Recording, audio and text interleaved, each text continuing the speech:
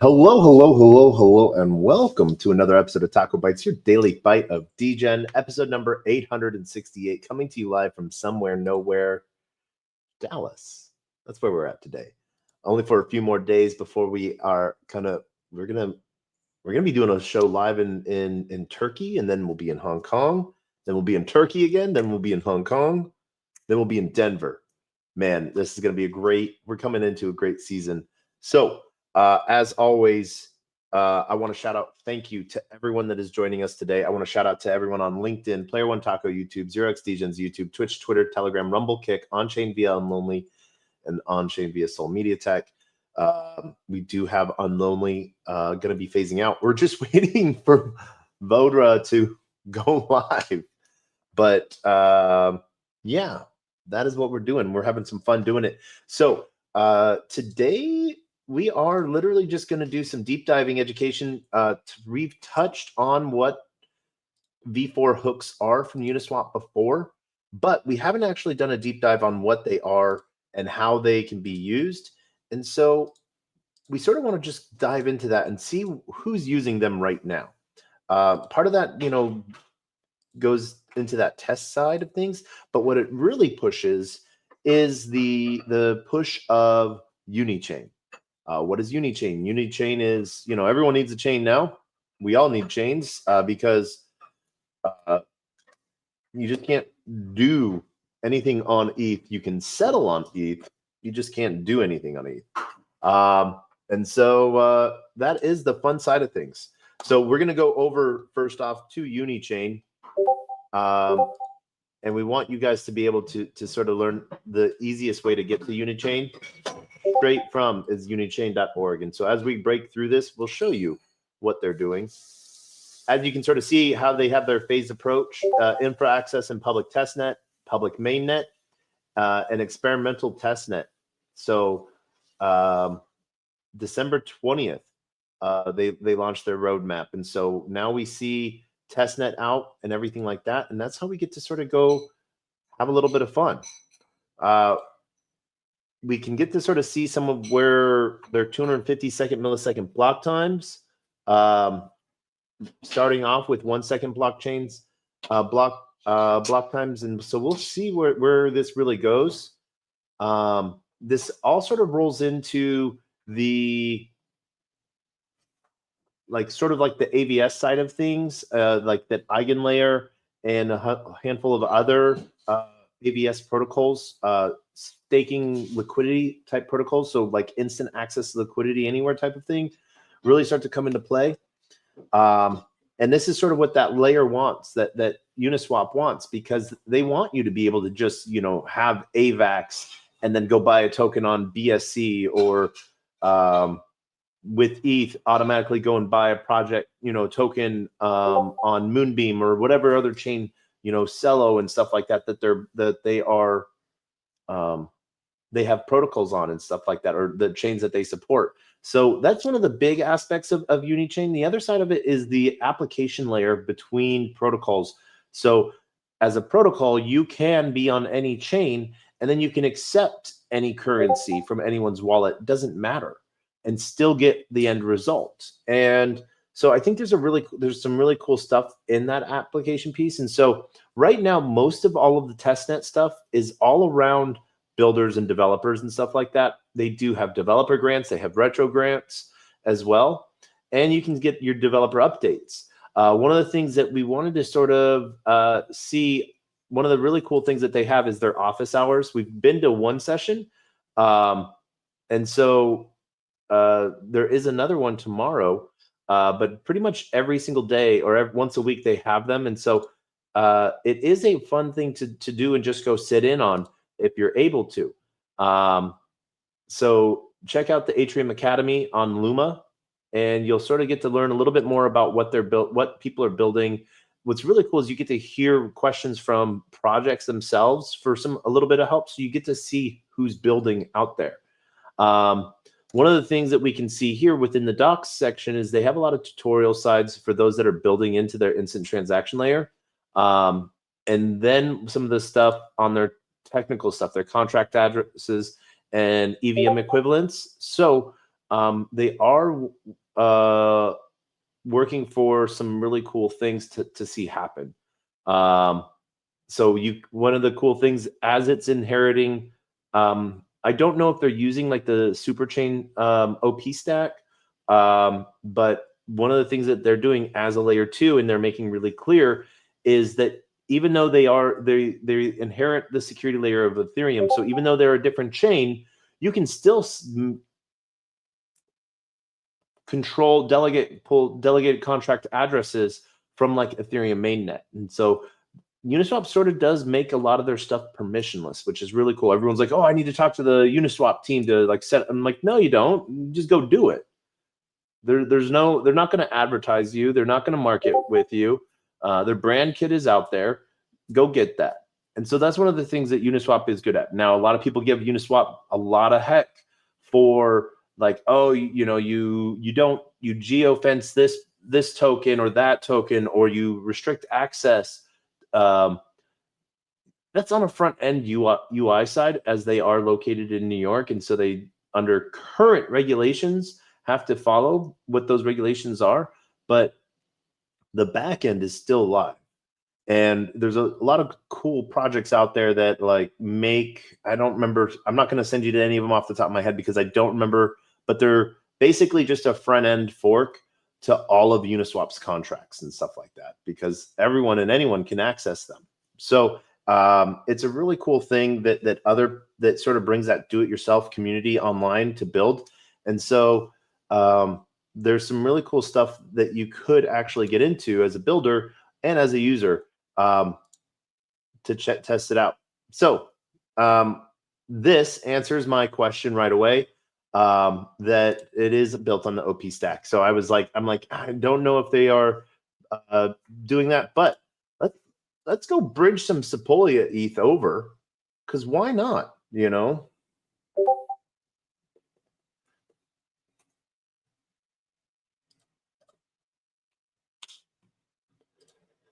Boom, boom, connecting.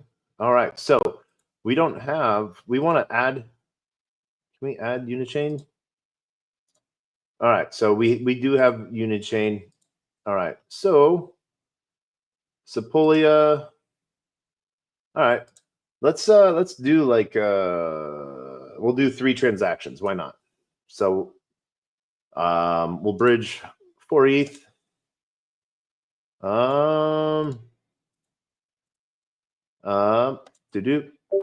We're gonna start that.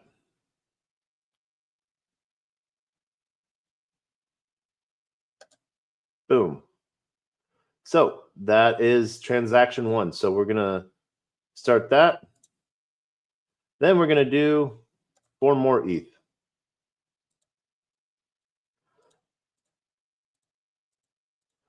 Continue.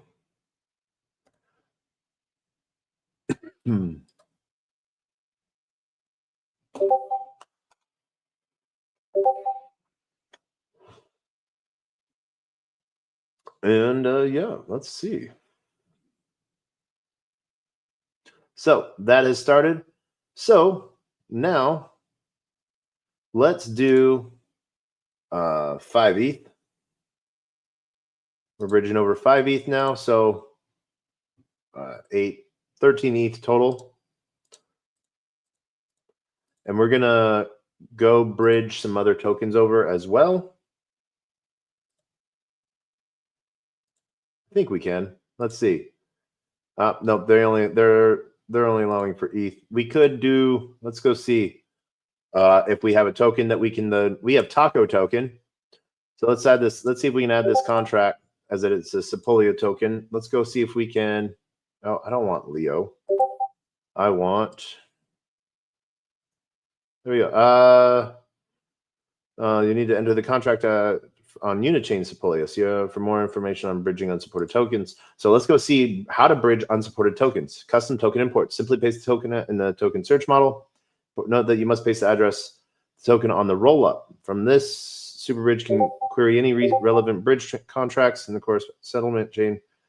If you need help deploying a token to a rollup, you can check our friends over at Super Migrate or behind the rollup. All right, pull requests. If you like your token permanently available in SuperBridge, you consider adding the token to our token list repository. All right, let's go do that. We're going to go have some fun, go over to Super Migrate. So let's launch that app. Agree.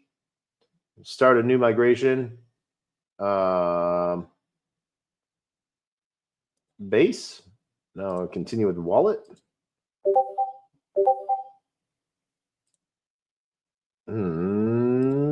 Bing. Okay, so we are good to go. Base and migrations. Manage all your migrations and create new ones. Oh. All right.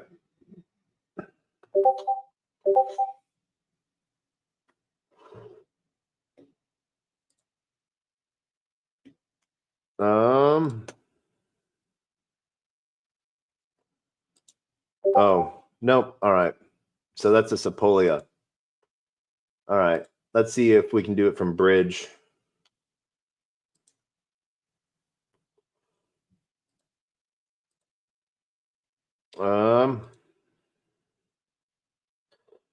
Meta, redstone, shape, derive, funky, do nots, Inc., ancient 8, Bob. Nope. All right. They don't have it. That makes me sad. All right. So we'll disconnect that. They don't have their Sepolia. So we would have to do it as you want by there are 3 ways that so can be enabled for bridging and import the token. Base the address of the token on the rollup. Settlement chain token address. Simply pasting the settlement chain address if you need help. To contact the team behind the rollup. Token list repository. Let's go add a token to a repository. All right, so tests. Oh, nope, there it is. Wrap Miscoin, super chain. All right. I would need to do a pull request. I don't want to do a pull request right now. All right. So we'll do that a different time. That's not cool. But all right, fine. Let's see. That's it. That's all we're gonna do. We're gonna bridge that. So we have now actions needed. All right, bridge successful. Ready to prove 5 months ago. Oh man.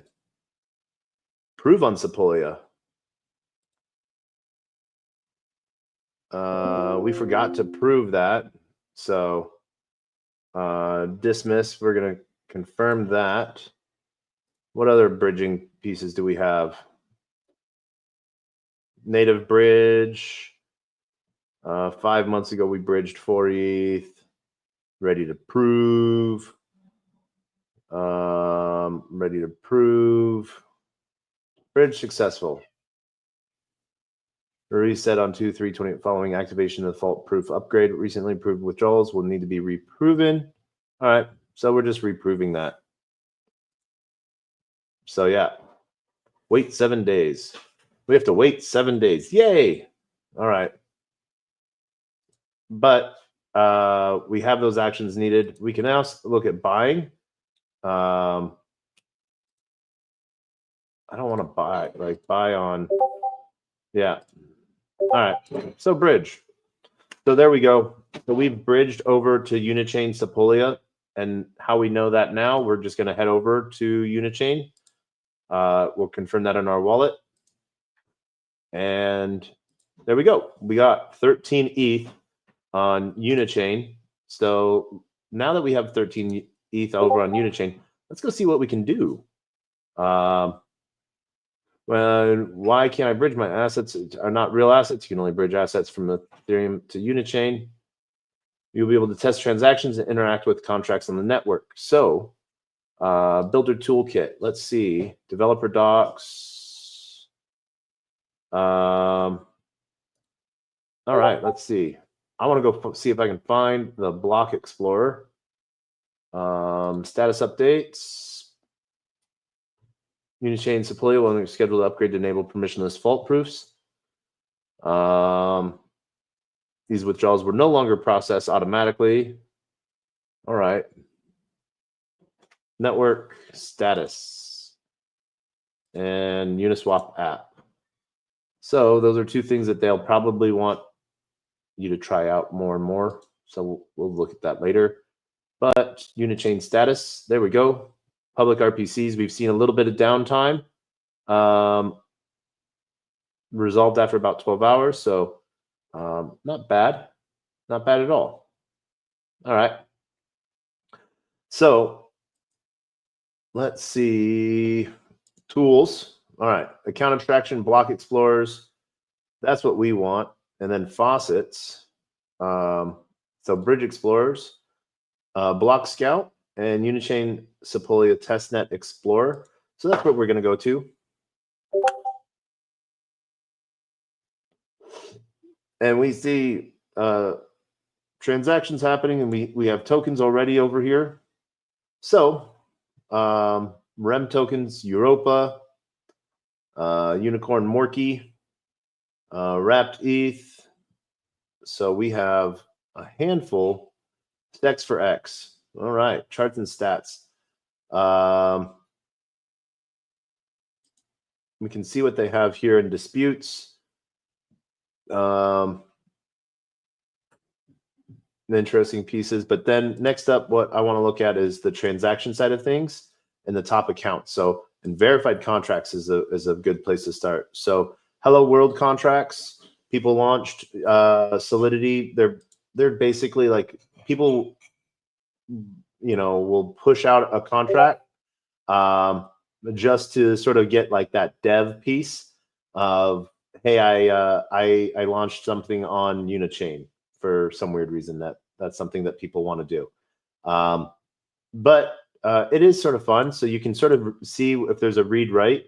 So you can read the string is hello world. They're if we want to read it, it comes out as hello world. So that's sort of the fun part of some of the stuff. But let's go back to verified contracts. See if there's anything Uniswap v4 example. Let's see here. Read write, pool manager, create pool, tick spacing, pool manager for the address. All right. So there's a couple different things you can see. So we like it. Contract creation. The other side of it, let's look at just tokens themselves. We can look at Unichain Alien, some random token, see where it's at, see how many holders it has. Okay. So it's set as an NFT. All right.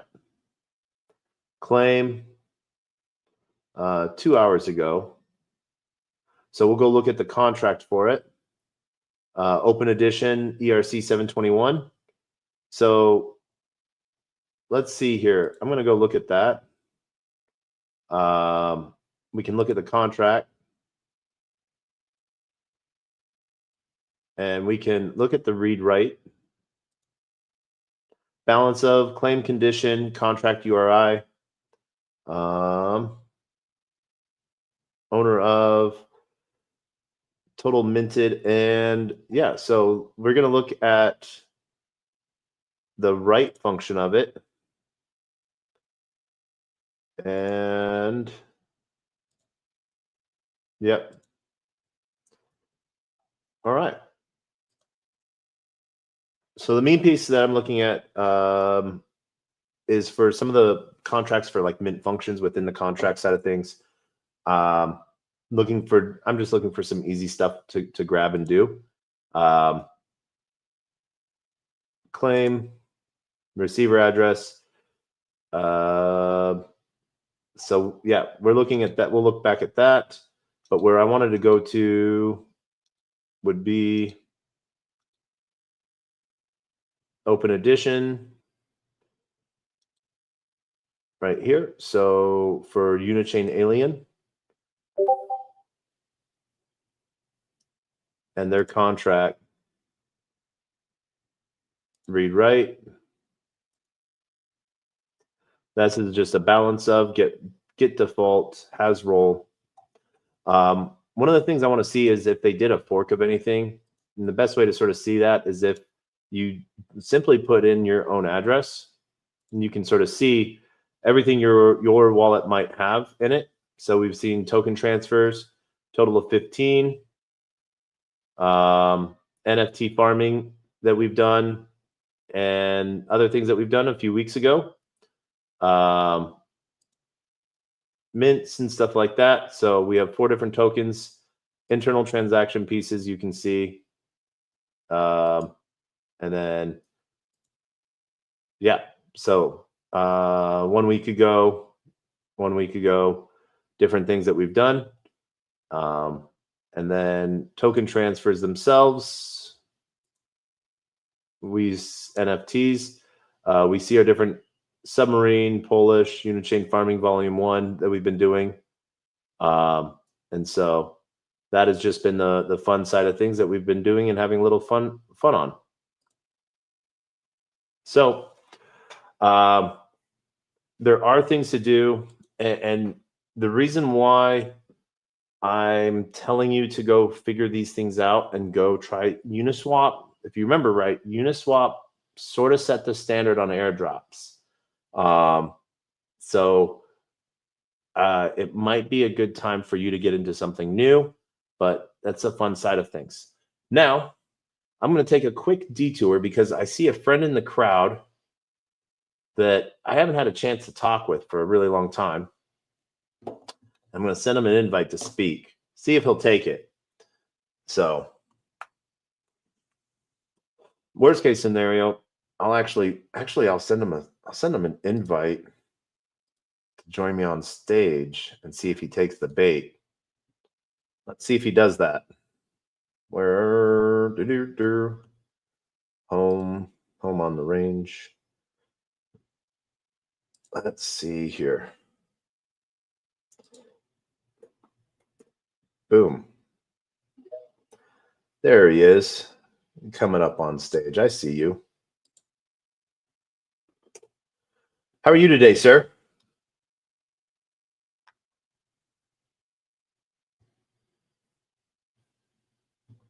Can you hear me?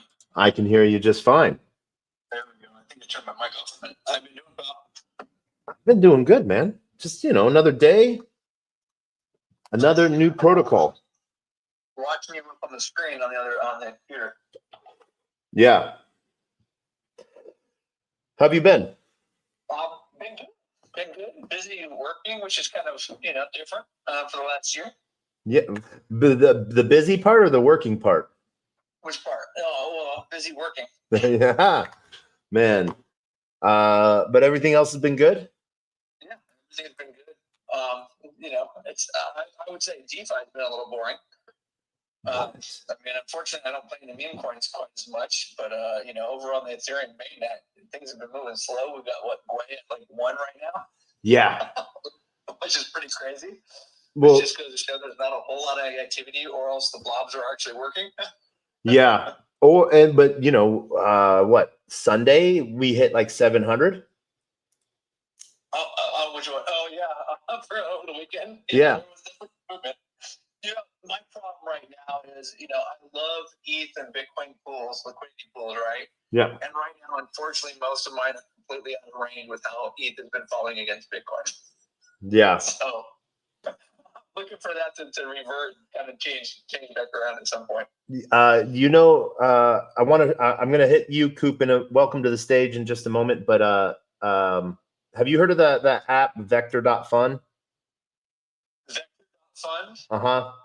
No, I haven't. So it's an app. I can send you an invite for it if you want, but it's like a meme coin trading app for Solana base and Ethereum and stuff like that. But they only have Solana turned on right now.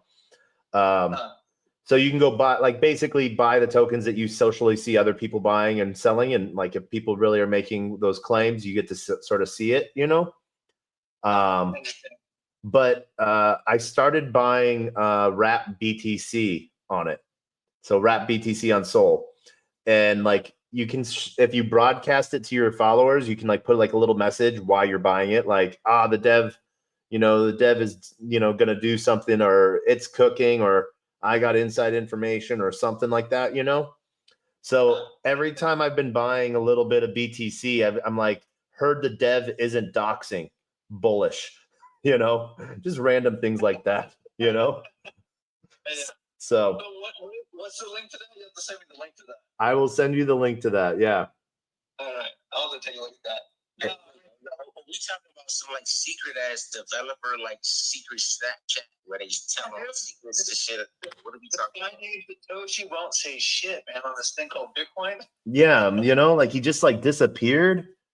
It's like the things are still going on it.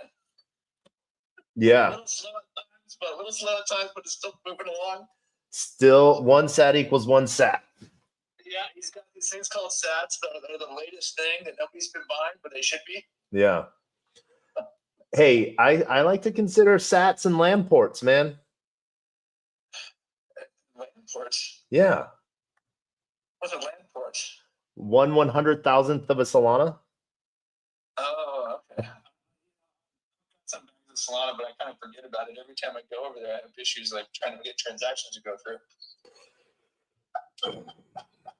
God, you're just trying to bait me. It's things like Trump tokens that, I don't know, like, it makes Solana look good, and all of a sudden a Trump token gets launched. Yeah, but look at this, 400,000 transactions a minute. Yeah, it's impressive. It's impressive. And it still was costing people 30 TPS. Which one is this? So no, 4,000 transactions per minute where it was happening during the Trump run, and then the Melania sell-off. But how many L2s do we want to count for the number of transactions? Oh man, I don't know. Solana doesn't have L2s, bro. Yeah, I know. Is that a good thing or a bad thing, though? Well, we could say Sonic is trying to be an L2 to Solana. Crazy if Solana had L2s. Sonic is launching as an L2 to Solana. Yeah. Now, not L2 to Solana? Not Sonic FTM. Not that Sonic. Get my hopes up for a minute with FTM sign going to Solana. That'd be crazy. Hey, the DAG cycle is awesome. I love it. Phantom just has too many CCP embeds that they just I don't know. They should they have great developers. They should go build on Arbitrum. I don't know. I need that bag to get fixed. Yeah. You said DAG cycle. You talking about GRT, or which one are we talking about? So no, Phantom uses a consensus mechanism called DAG. Oh my gosh, why do I have to forget what a DAG means?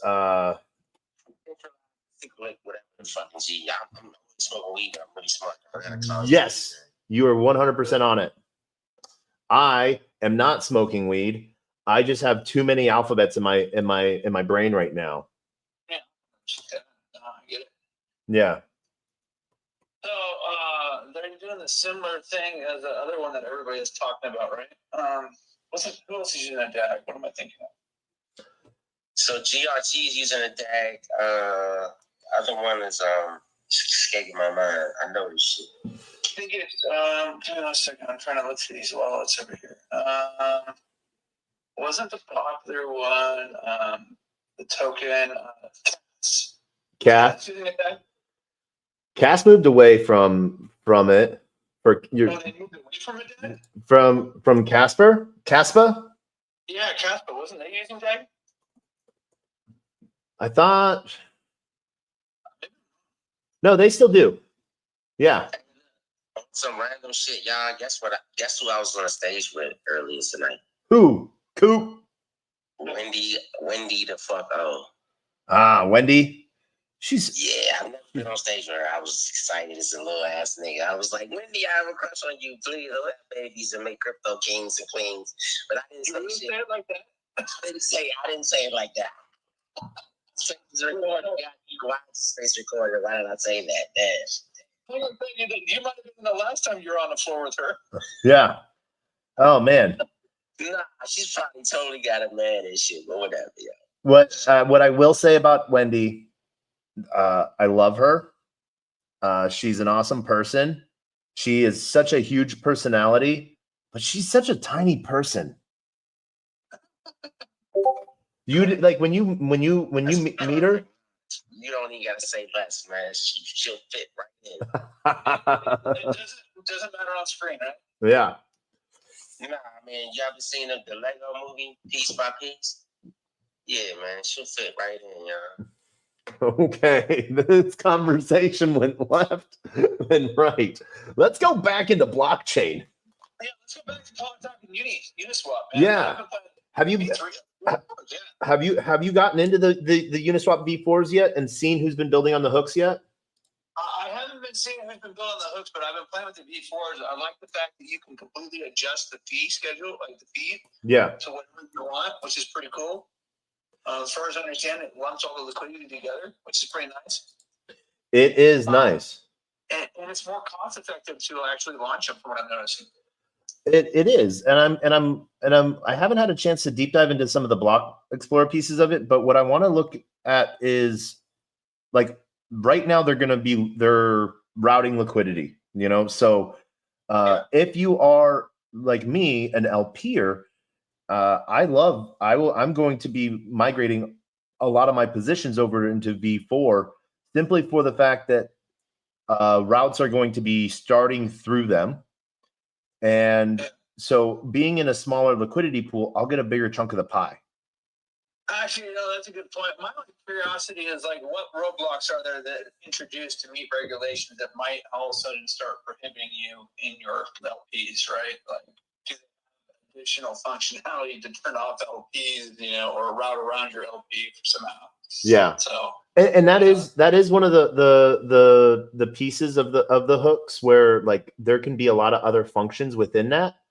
And so like they're doing things now that other people have been doing for a while, like TWAM,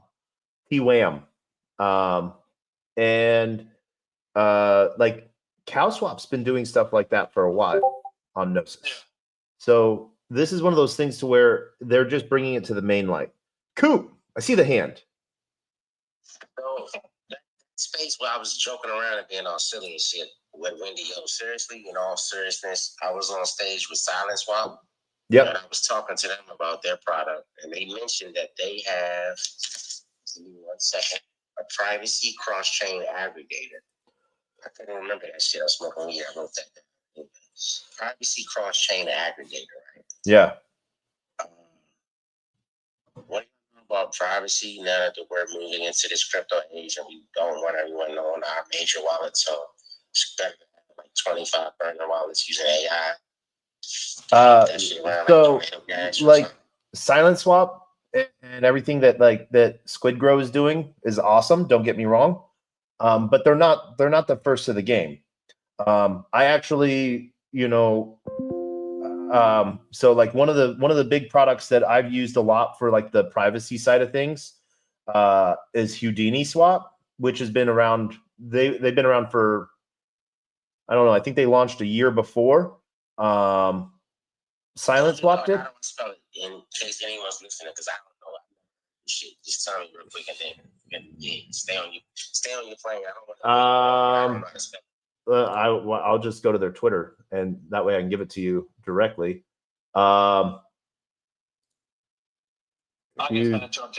Houdini, if I can spell Houdini Swap right. Uniswap.com, right? I think so. There it is. Yep. So yeah, Houdiniswap.com. So they're what they do is they do something a little bit cooler in the aspect of the privacy side. Is it routes through like 2 to 3 different exchanges, so hot wallets, you know, and you can go cross chain with it. The other one that is like, and he's going to go bananas that I'm going to say this, and he's probably mad at me I didn't say it first, but Shapeshift, you know. You want to go about something that's been working for now, I think, like 10 years? Go Shapeshift. Why does that sound so familiar, Dave? Have we been on stage with Shapeshift before with Christina and them or something? Or Shapeshift's been around for a long time, but Shapeshift is Eric Voorhees. A Shapeshift intern is down in the crowd, but also Shapeshift fired everyone in 2022. And they then brought everyone back on as a DAO. So Eric Voorhees fired everyone, and then the security officer actually was the last person because they had to fire Eric and revoke his clearances, and then they had to terminate themselves. And so that was sort of a funny little tidbit. But I remember meeting a gentleman, and he was like, "Oh yeah, I work for Shapeshift," and I was like, "Awesome, cool." And then we met each other again at like 3 o'clock in the morning, having a cigarette outside the hotel, and he's like, "Man, I got fired today, and I didn't see that coming." And I was like, "Oh shit, what the fuck happened?" He's like, "We switched over to a DAO, and they brought me onto the DAO, so I don't even know." And I was like, "Cool." 3 years later, he's still there, and Shapeshift is still rocking it. And now we've seen Eric branch on the privacy side of blockchain to the privacy side of AI with Venice. And this, like, it's one of those crazy things. This was only a week ago. A week ago, Monday, they airdropped $250 million out to people. Like, yeah, that's pretty crazy. Yeah. hold on, we talking about the Venice project? Because I've been watching it. Talking about Venice now? Venice.ai. Yep. Damn, I missed out. Have you used Venice at all? No. So honestly, I'm doing like 50 things. You probably don't know me, bro. Dave knows me, man. He's in my group. Like I'm Coop DeVille. I'm a hip hop artist, but I also run like 2 businesses. I work, have 2 kids. I do like 50 million fucking Discords and Telegrams and Instagrams and fucking who's this Discord. Sorry, I said that. Twitch channels, Nostr. I'm doing everything, dog. I'm like one person doing the job of like 50 people. It's stressing me out, but whatever. I'm cool though. No, I do know you, man. Oh wait, Taco, it's you. My bad. Yeah, I do know you. So I know that same feeling, and not only managing, shit. Look at my D bank. I got like 40 different chains just on my D bank. So yeah. Use D-Bank, and Dave was telling me to use that shit, right? But then I said, I have to pay money. You don't have to pay money to use D-Bank. What? I thought I did. That's no. Go to dbank.com and put your freaking wallet address in, and you can manage pretty much every single EVM protocol you're in. And if there is an EVM protocol that's not listed, you can put it up there to get it voted on by the community to freaking support that contract and get that token or that protocol listed as well. So assets get better managed. How do I spell it? DEBANK.com. D-Bank. D-Bank. All right. Another thought, but I just hit my vape pen and I totally forgot. I was about to I just hit my vape pen too. I feel like we might have different things inside of our vapes. So I'm smoking a Pac-Man. Have you heard of these little yellow devices? It's like pretty commercial. Everyone has an Apple fritter. Is it carry nicotine or some other? No, this is totally illegal. Like this is the medicinal vape pen that you're walking around with. You can't just get this. You have to have like a medical card to get what I got. It's like basically a hidden dad walking around with something. Yeah, Double tap it, right? I'm double tapping right now. Watch this. And then it does this weird thing when it's heating it up. Like, you know, like when you like torch to the shit. You know what I mean? Yeah. And then, you just literally walking around having a conversation without the whole torch looking like the crackhead type shit. You know what I mean? Yeah. You know exactly. No, I don't. I only smoke nicotine. You never dabbed with it. So I quit smoking pot 19 years ago. 19 years ago, I quit smoking pot. So my life is crypto, cigars, and caffeine. I don't know if those cigars are much better for you, bud. I like that. I like those three things. I don't know how to smoke cigars yet. I hung around with rich people acting like I did, but I didn't know. It is a time to sort of relax and slow down. And since I got David up on stage, what's up, man? Coop, I'm gonna send you an invite too. Why the fuck not? Let's have more people up on stage so more people can see you. Well, let's put off to the side and look at this Uniswap stuff, bro. Okay. Let's do that. I'm all down for talking and chit chatting, but let's see what the people came here for. I just dropped my new rap song. I'm gonna put it on the jumbotron. Y'all, my bad. I'm just letting y'all know. Oh no, we got video on the jumbotron. Coop. So, what's your favorite things on these LPs? So lately, like, okay, you're gonna hate me. I have been going crazy on LP on Solana, just because of the functionality. Yes, Beefy is great. I do like all my I do Uniswap and Beefy, Aerodrome, all of those things. Well, so what are you using for concentrated liquidity pools over on Solana? So I'm using Radium. So, oh man, all right. So I'm going. So here's Radium. I'm going a step higher. I'm doing concentrated liquidity auto position route management. Route management, huh? What was that? HawkFi? Yeah. Okay, let's look this up. Because this is something new I haven't heard about. HawkFi, so basically, yeah. HawkFi.ag. Okay. Coop, I see the hand. I sent you the invite. You got to come join us on stage, man. Go to your DMs. Go to DMs on Twitter, bud. Yeah, we're on StreamYard. Go to your DMs. Let me put a nice shirt on and try to get my titties right. All right. Thank you, sir. So, all right. Obviously, I do Beefy like crazy. Yeah, Beefy's fun. Beefy is fun, and you and me, we've torn apart Beefy like crazy. I gotta assume you're staking their token, right? I like Beefy. I like Beefy. They're innovative and they're doing the most across chain. Yeah, they're doing a pretty awesome job. But they're not on Solana. Yeah. They don't need to be. So, but if they added Solana, I would go do stuff over there too. But are you telling me is HawkFi similar to Beefy but on Solana? Yes. But that's cool. It's similar to Solana, but there's a couple different pieces there. Yeah. You can choose to do auto compounding or not. Okay. And auto rebalancing. So just like they're doing how Beefy added the gamma. Okay.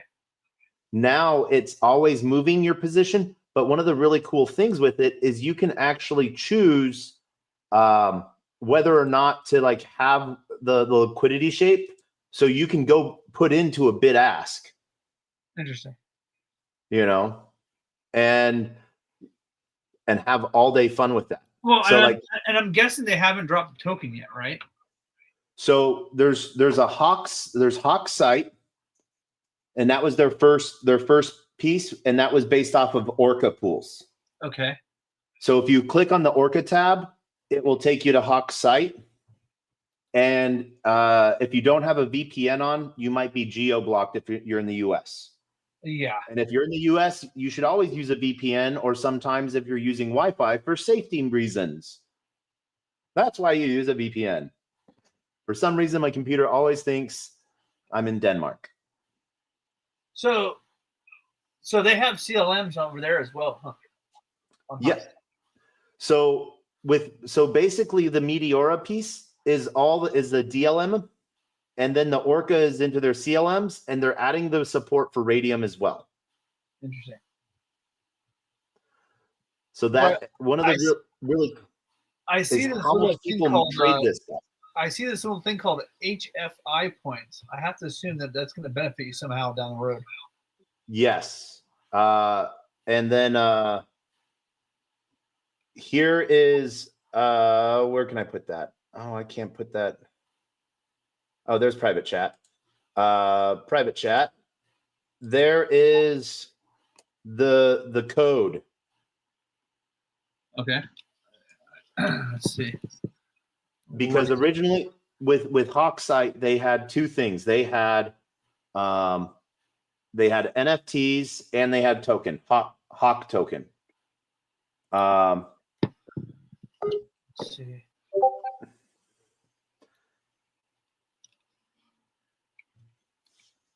And then from there, and we're adding the Coop, the king himself. How's it going? Man, I never knew tonight was gonna be a party. Yeah, man. It's good to see it. Man, I miss the parties, Dave and Taco. I've never really hung out with you, Taco, but man, we've done this for so many moons, man. This is the moon move, man. Because we never know the things that we know. Sometimes when we cross paths, the people we talk to today, like for example, one of my business partners was just meeting with Paolo and down in El Salvador who runs USDT. But I can't talk about that. But these are little things that were off channel. I can tell you, like, yeah, so many cool shit happening, you know. Dude, that is an understatement of all of the awesome stuff that is happening right now. One of my clients last night at his mansion, I hung out with his dog and all his crazy ass hunting shit. He bought $250,000 of Ripple, and me and him argued about it back and forth. And he was just like, "I'm gonna do it, Ryan." I said, "All right, do it then." Nice. So we did that. Yeah. Small things. You think that letter is an O or that's a number, huh? Oh yeah, I was on stage. I was on stage with Wendy Yo. Yeah, that was cool. 3AO BE. I got the riff. Got it. Yeah, 3AO BEF7. But the two things that I love on HawkFi is my auto rebalance piece. Yeah. So I can do tighter positions for capital, and then it repositions me on that. Interesting. Yeah. I like concentrated liquidity pools, especially on beefy. And this would probably be the same thing. My only issue, they're great for going in single-sided with like USDC. Mm-hmm. But my only concern is depending on when they enter and exit the position, you may not have the same amount of crypto down the road. True. Right? If you're going in one-sided and it rebalances, it is going to swap you to that other side if you're buying and selling out. Yeah. They don't have a function for you to exit like Beefy does in one token or a different token. But one of the functions that they do have is, let's see, I think I have it on this wallet. Let's see. I think I might, this is my test wallet. So I have like 70 pools. So it takes forever to load. So, I mean, that's the one feature I really like about Beefy is that you can go in USDC, you get exposure to the crypto assets along with the APY that you're gathering, and then you can come right back out with the USDC. And I mean, like my biggest concern is going in there with something like ETH and Bitcoin or whatever coins you want, and all of a sudden you have this mixed up ratio that's completely off from what you originally started with, you know, losing some crypto asset. All right, so Dave, this is not the first time you've personally mentioned beefy.finance to me. I'm writing it down for the 4th time. Smoke a lot of weed, by the way. But listen, let me finish. Linda, listen. The good thing is, Beefy.finance. Hold on, wait. You telling me? Nope. Let me finish and let me land my plane and shit. Beefy.com. oh, That's not what it is. well, No, it's Beefy. Beefy.finance still goes there, I think. Beefy.finance is their Twitter handle. Oh, what's the main website? No, Beefy.finance Beefy.com. goes there too. Beefy.finance goes to their front page too. Oh, okay. But the whole Beefy.com. They the did whole buy they did buy the the block. advantage is that the onboarding and offboarding is in USDT, a stablecoin, versus something volatile like Bitcoin or Ethereum or say other altcoin. Correct? That is a good advantage. Yeah, it'll zap you right into the position with like USDC. Yeah. What is it again? Which one? USDT or USDC? They probably have both. Yeah. All right. What's your preferred stablecoin? I have none. Yeah. Whichever one What stays- what is your? It does. You didn't answer my question. What's your preferred stablecoin if you had one? Well, I will say the new one probably Bold. I'm kind of liking what Liquidity is doing right now. Why would you answer that with such a confusing question? That I don't know what the fuck that is. I like USDS right now too. See, both of y'all confusing me. I don't know what either one of them shits is, and I've been around just as long as both of y'all. I think USDS is being supported by Binance, right? It is being supported by Binance, but USDS is the new. It's no longer MakerDAO. It is Sky. Oh, the Sky. That's the USDS. Yep. Okay, no, I'm not a fan of that one, dude. You know which one I'm not a fan of? It killed my maker, bro. Oh man, yeah. I got to sit with one of the co-founders of Maker on an airplane. Yeah. And I was like, man, you guys sure did spend a lot of money on marketing, rebranding for everyone to hate you. Right? Yeah. But no, USDC is good, USDT is good. It's not really about what I have. Yeah. It's what the protocol takes, but really, like, one of my favorite liquidity pools is USDT, USDC, because everyone swaps between the two of them like crazy. I was thinking, what was the other one I was thinking? USDT, and then what was the other one? Frax, DAI. No, I think I was thinking FDUSD. Oh, That was another one called FDUSD. that wasn't the Frax version, was it? No, that was something I think Binance was playing with. Was Hey, yeah, I'm sitting here trying to join the Twitter shit. I'm about to fuck up and be like both this and Twitter. My bad. I'm laughing. I don't know. Like, I've still got pools with DAI and Maker. So like, it really, what really rubbed me wrong is when you went to their site for Sky, and it geo-blocked you. I'm like, this ain't a good start. This ain't a good start. So look, hey Dave, you mentioned a good point, geolocation, right? Yeah. So let's talk about POAPs for a second, right? Okay. And then let's talk about SOAPs, which is basically like the metaverse version of a POAP. POAP is in-person, physical person, blood, nigga, bones, weed, whatever gun you're carrying or the drugs, that's your human self. SOAPs is like metaverse. So that's your fake ass shoes, your Gucci ass NFT hoodie and shit or whatever. And then I lost my train of thought. What was the other part I was going to say, Dave? I don't know. Something about POAPs and SOAPs. Oh, yeah. So I heard about this other shit called a some app. I don't know what the fuck it was. It was the other day. It was another new ass acronym. Not a POAP, not a SOAP, not a metaverse POAP, but it was some other shit. I have no clue, my friend. Oh man, it was. I wish I could remember this shit because I want to talk to you about this shit right now, man. It does make me think of something though. And Taco, I wonder if you've seen these. Did you see the burgers NFT? The burgers NFT? Yeah, burger. On Solana? No, on ETH, bro. Come on, I play on ETH. I know you do. No, I haven't. By Stone Toss? Okay. Uh-uh. Okay, I'm gonna send you a link in the Twitter chat. All right. It'll be easier for me to send it there. Give me a sec. So what was interesting is this was using I'm spacing on the ERC version. Unless they say it right here. No, they don't say it right there. I'm totally spacing on what here. Actually, let me go to Etherscan. I'll look it up there. They'll tell me there probably. This is. It was an ERC 1155.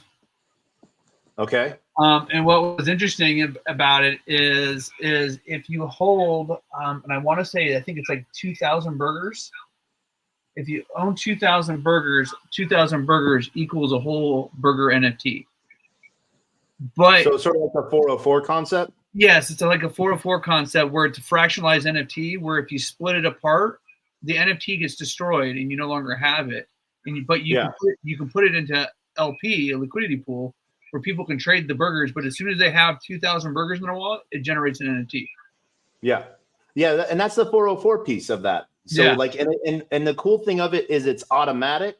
Yep. And so like I knew people like so I got into runes, or not even runes, but like inscriptions and stuff like that. Yeah. But because I got into it so early, it was one of those things you had to have a different wallet for every rune, for every inscription. No way, yo. No way, man. No way. Yeah, way. For real? That was how that shit was? They didn't have the UX to separate those. So you could send someone some Bitcoin and you accidentally are sending them your inscription. So you sitting there with a notepad with 50,000 seed phrases or some shit like. No, wallet. Oh, wallet. One wallet, one seed, and one then wallet, and then multiple addresses in one wallet. So yeah. Yeah. But so because I didn't have 3 in one wallet, I was exempt. I got kicked out. I didn't get the airdrop. Oh, that's a bummer. Because I didn't go back and do anything. Yeah. You know? Yeah. So are you telling me that I need to buy a burger?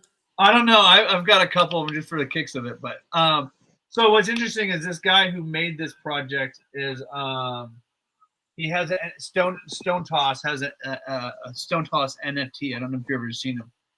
They're kind of cool. They're kind of controversial NFTs. So you can find them on Lookshare, but I don't think you'll find them on OpenSea. All right.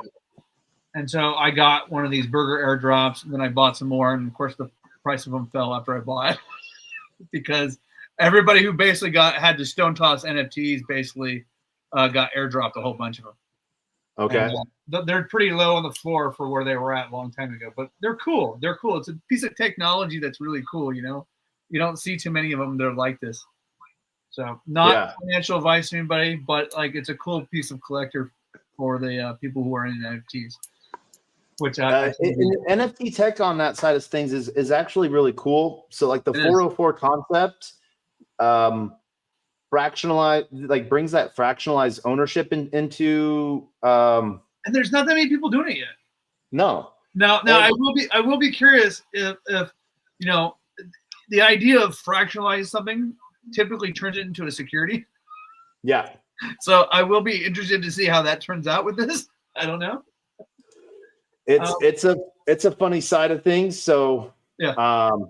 I don't know. What do I have hidden? It's a piece of history though. I like owning the history of technology, right? In the blockchain space. So yeah. We're a collector of things that hey yo, we're the history, yo. We're that living history of this shit, yo. We've been here since the, you know what I mean, all 3 of us, yo. Well, no, I kind of see like the evolution of Bitcoin and crypto is kind of like the early apostles and the early biblical times, right? And we may be the ones who are crucified down the road. Yeah. I just want Donald Trump to give me my $500,000 back, and I will be happy camper. I'll shut up. I'll pay my taxes. I don't know if it works like that in crypto. Yeah. I'm just saying, man. I just like so this is not tax advice, but this is how I do my stuff is I actually try to focus my entry point and exit point from crypto. Oh, absolutely. And Coinbase makes that really easy. And so the way I sort of look at it is once I put it onto Coinbase, you know, and once I send it from Coinbase, I tax myself because Coinbase lets you like designate all your transactions and stuff like that. So I tax myself going from Coinbase to a wallet. When I come back from a wallet to Coinbase, I tax it. And then when I use my card, my Coinbase card, and I'm spending my crypto, I tax that. So I'm overtaxing myself, I know, but all of the shit I do on chain, I look at it as one thing, DLT, distributed ledger technology. So All right. Are I'm you a not gonna corporation? go- Are you What? are you doing it as a business or a corporation Nah, time out. No, or as an individual? individual. I do it differently. I tax everything across the board. Yeah. On chain, off chain. I do 500 transactions a day sometimes. Oh, I hear you. There's software that's helpful with that right now. There's some really good stuff coming out. There's still some issues with occasional protocols though. Yeah. But yeah, I'm sure I've overpaid because I do tax on every transaction pretty much. I've had issues though with Coinbase where I've imported something into Coinbase and they give it a zero basis. Yeah. Which I'm like, that's not accurate at all. So, but I'm happy to put Coinbase's return statements against my own because I know I'm paying a hell of a lot more in taxes than what Coinbase would say I'm paying. Yeah. Hey, I was gonna chime in. I was gonna chime in and say, shout out to John McAfee. Is he back? Is he apparently back? No, he's not back, man. He died, man. He died? Okay, I thought I saw some video circulating around of him again. I think his wife's account got hacked, or Sahil convinced his wife to launch a token or some shit. Huh. Yeah, but the black John McAfee is back. Who, Satoshi? No, me, man. Shit. Black John McAfee is back, yeah. Oh, yeah? I don't know if you quit McAfee, bro. I don't know, man.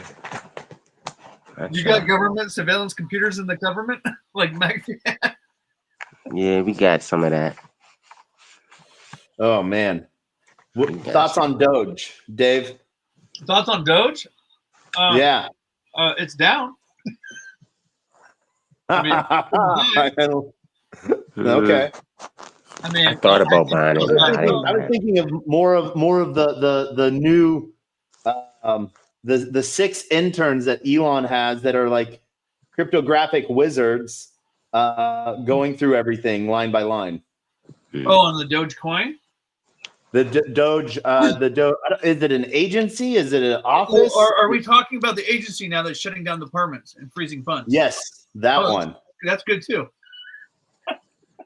Well, let me add on, y'all. So do you know how hard it would be to manually go through every single government agency that's been fucking up and connecting all those dots? Because I used to be an internal auditor, y'all. That shit's hard ass work. Huh? We have AI for that now, right? Well, I think the AI could do a lot of the number crunching. You're damn right about that. Then AI could go in there and you still need a human to double check the shit, but you'd be like, yeah, this shit is right. It might be easy to shut it all down. It's gonna be harder to bring it all back up. Yeah, and that's sort of, I'll be honest. I think that's a thing that I'm giving them a little bit more credit. I think they are going line by line. Yeah, it's gonna be awesome to see what changes over this next year. Yeah. There's just so much stuff going on. But what I'm excited about, I was trying to watch the presentation or the conference today that David Sachs did. Did you get to see that? No, I didn't. What's the I watched that shit. I was watching that shit live with all my clients. And hey, Dave, I sent the link in the group. Yo, you didn't see it? I've been busy. Yeah, I sent it in the group with all the other people. Yeah, I appreciate it. Yeah, I was watching that shit. What about it? So, what was the deep dive? Yeah, what was the recap on it? Anything good? It was a bunch of fluff to me. I mean, they didn't say nothing new other than mention the word Bitcoin. They mentioned that they're doing two separate things. They're gonna have a stablecoin bill that they're working towards, and they mentioned that they're gonna do a feasibility study Interesting. towards the possibility of a Bitcoin strategic reserve, not a sovereign wealth fund, SWF, but a Bitcoin strategic Reserve. reserve, BSR, not the BISR, not the what's the other acronym? What's the other one I said? Well, I don't know. So sovereign wealth. Taco, what do you got going on tonight? What are you doing? Let's keep the crowd going. We're walking through cleanups on different vaults within Beefy and Hawkfi, man. Okay. Because So it is Ryan's just a paying deep attention to see how Beefy's working. man. Beefy has been doing good. This pool has more than paid for itself. The wrapped ETH USDC pool that I got. Yeah. Because it has Merkle rewards. So even though yeah, look at the Merkle rewards. Nice. So like this 11 sushi in the last 2 days. On base. 3 days. Jeez, look at it on base. Great returns on base. Yeah. So well shit, maybe I should go move it over there. This has been the fun stuff, man. Time out. I haven't been on base in a long time. What's popping on base? VVV, Venice on base. Oh my god, you kidding me? That's on base. I thought that was a Solana shit. No. I'm about to move all my. I had a bunch of cookie down on that shit, and I ain't even looked at it in months. Damn. If you have a lot of aerodrome stuff, I had that shit. You might have a Venice airdrop. Oh shit! I need to go over there and check. Venice airdrop. Interesting. Yeah. Now, where Eric messed up, and he acknowledged that he messed up, is they only acknowledged arrow holders, not VE arrow holders. So when you're planning out an airdrop for 100+ communities, I will give you a pass if you forget like the staked version of something.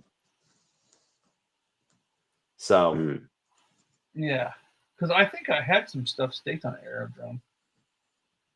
I've never done a successful airdrop. I've done everything by hand. I just directly copied and pasted every person. I just did a $14,000 airdrop. So are you saying that he's planning to reissue stuff if you have liquidity that's in airdrop? But I mean, if you're in Beefy, you're probably not going to get it then. Yeah, I think. Well, obviously they have a snapshot, Yeah, and they can do a block snapshot to address that. So I think that's what they're going to do. He said that he said that they were going to go back and discuss that. Which is smart. So yeah, but it's one of those fun things. I don't know, like the way that Merkel's been added into a lot of things and Steer as well. I think it's giving yes, this is a utility that like V4s can sort of do as well. Well, how did you know? How did you know the pool had a Merkle tied to it? Did you have to actually go inside of it? So yeah, well, I cheat and I go to Merkle. Oh. and I see what pools have rewards on them. Gotcha. And yeah, so yeah, I just went and harvested some stuff from Merkle a couple of days ago. Pretty cool. Hey, time out, man. I feel like the dumbest person in the room. What the hell are y'all talking about, yo? For the people listening to, man. I know about the Merkle. I know about the Merkle route, but what are y'all talking about, yo? Okay, so you have like with one of the really big advantages that like Aerodrome, Velodrome, Trader Joe, Sushi, they have. You can add bribes or incentives to liquidity providers. But on Uniswap and other protocols that are using a Uniswap fork, you can't. And so how do you recognize those people, your community, for providing liquidity? So a third-party application was built by Merkle that was able to recognize different pools and different people's positions, whether they're V2 or V3 positions, and reward those people. And this is So all DeFi. Is this all DeFi type shit? all DeFi. Say less, man. All right, this is not my cup of tea. I don't know DeFi, so yeah, I'm listening now. Let me step back to I'm gonna stay on stage, but fuck it. Yeah. I don't know nothing. Hey, Dave, I can't wait to talk to my whole client group about you and this DeFi shit because I don't know it, man. Well, Taco's the king. I think he's Taco, you're the DeFi king for real, bro. Taco's been in more things than I. Hey Taco, I need you to. I'm gonna give you an official free pass to my private group, and I'm gonna introduce you to all my tight ass crypto friends, dog.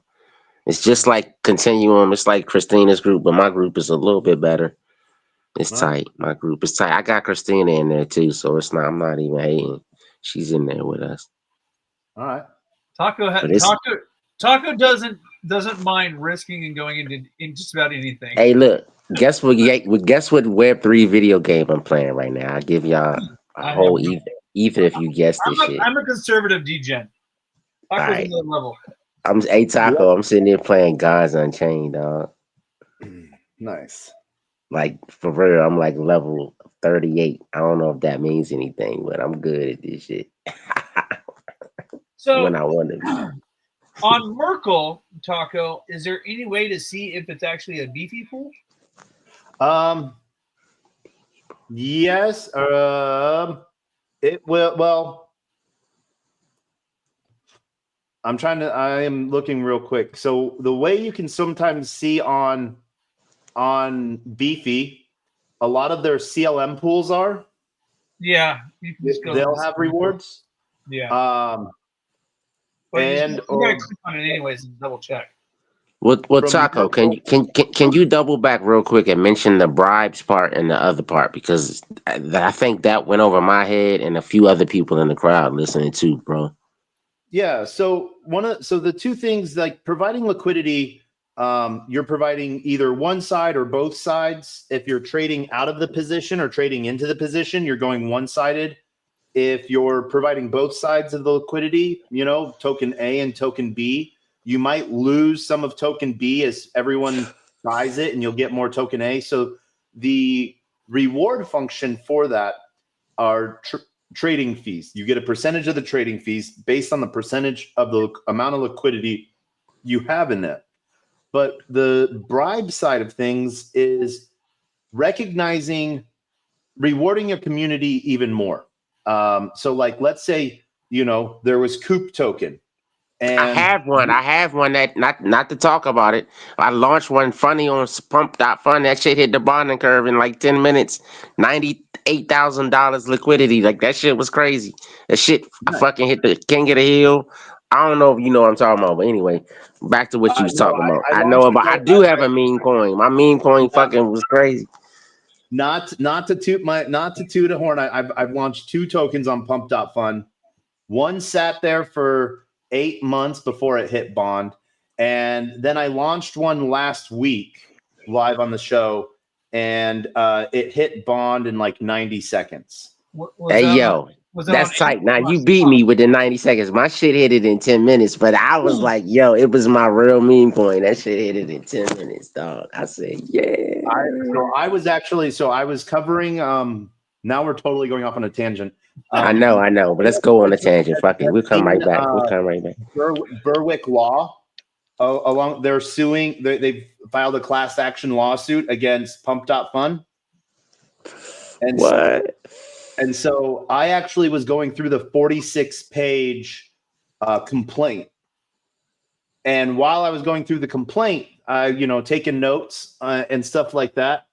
And but one of the things that Berwick kept mentioning within the Pump.Fun ecosystem was a burn mechanism. And I launched one token on I've launched 3 tokens on Pump.Fun. But I wasn't able to find a burn function. So I was like, well, maybe you have to launch a token now to see the new upgraded burn function. So I literally launched a token called Taco, wait, Test go Burn. back. Hold on, What was the name of it? What was the name of the 3 coins you launched? So what? No, What would look, it I'm co- looking at the burn function. Hold on. So I tried to go see if there was a burn function within the UI for pump.fun, and there is not. I tried going into the I contract. know. Once you launch some stupid shit, you can't go back and be like, I didn't mean to do it. Yeah, it's And so out what there I did, forever. so like what I did is as what I made the token, I bought some of it, and so I went over to Soul Incinerator and I burned the entire dev supply. Yeah, I know what you And mean. so and then I was like, see, look, and I'll even go buy some more and I'll go burn that. And so I literally launched a token called Test Burn on Pump Fun. Oh my gosh, that was funny. It was sort of hilarious. But you can never technically buy it all because it's stuck in a liquidity pool. Yeah, but that was like the side of it was you could buy it, and that's why people bundle. Like real projects bundle so that they can buy their entire token supply. Huh. But so let's see here. Coins created. So yeah, there's Taco that I created 10 months ago. There's Jasper Unicorn Fart Dust Cat. Jasper the cat says, don't buy this or anything else, just buy UFD. I love UFD. But this is what I bought, and this is what was sort of hilarious. You can sort of, oh my gosh, let's go to the 1 second chart. But literally, like it was so hilarious to watch this go. But literally burnt my entire supply of it. So, but that's degens doing what degens do. So literally the token says, don't buy this. And so, literally Berwick's burn functions within the UI is false. And then I posted my 2 different burn submissions as well. So it was sort of funny. I think this was that was like a fun little test to do. But what's really funny is Berwick Law launched a token to try to figure it out, and they called it dog shit. And it fucking did awesome. So that 96% of the supply that's held is in a burn address, huh? No, that is the radium pool. Oh, that's the radium pool, huh? Okay. Yeah, and because so it's still there then. No, it's here. I will go. Let's see here. What do I need to do? I need to get contract address and oh man. I mean, this iridium pool, you're just burning supply, so like. Yeah. So I gotta figure this shit out. I actually, the supply is actually down. So as you can see, current supply is 4.7 million less than mint. So yeah.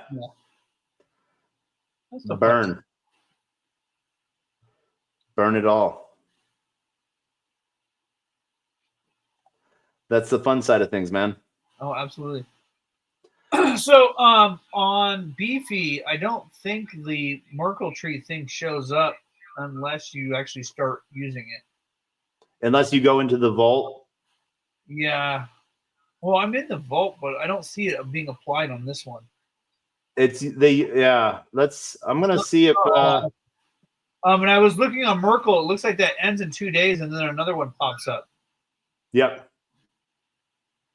And what's really one of where you can see, you can choose your chains. You can have your actions on holding or providing liquidity, or even just borrowing. You can claim or lending. It's hard to know which one is which pool it's for though. I am gonna go into providing liquidity. So mode. So restricted to Kim through KP NFTs. And then the other ones are it will show you within Merkle where the campaign is, that this one's a Ichi pool, this one's a steer, this one's a gamma. Okay, so You how know. do you do that? So you pick a position of like what you want. No, but how did you get to that screen where you're filtering it? Oh, so from opportunities, action, Hold on. and action will change you. And if you press it a second time, provide liquidity is the top piece. That's what I did, opportunities.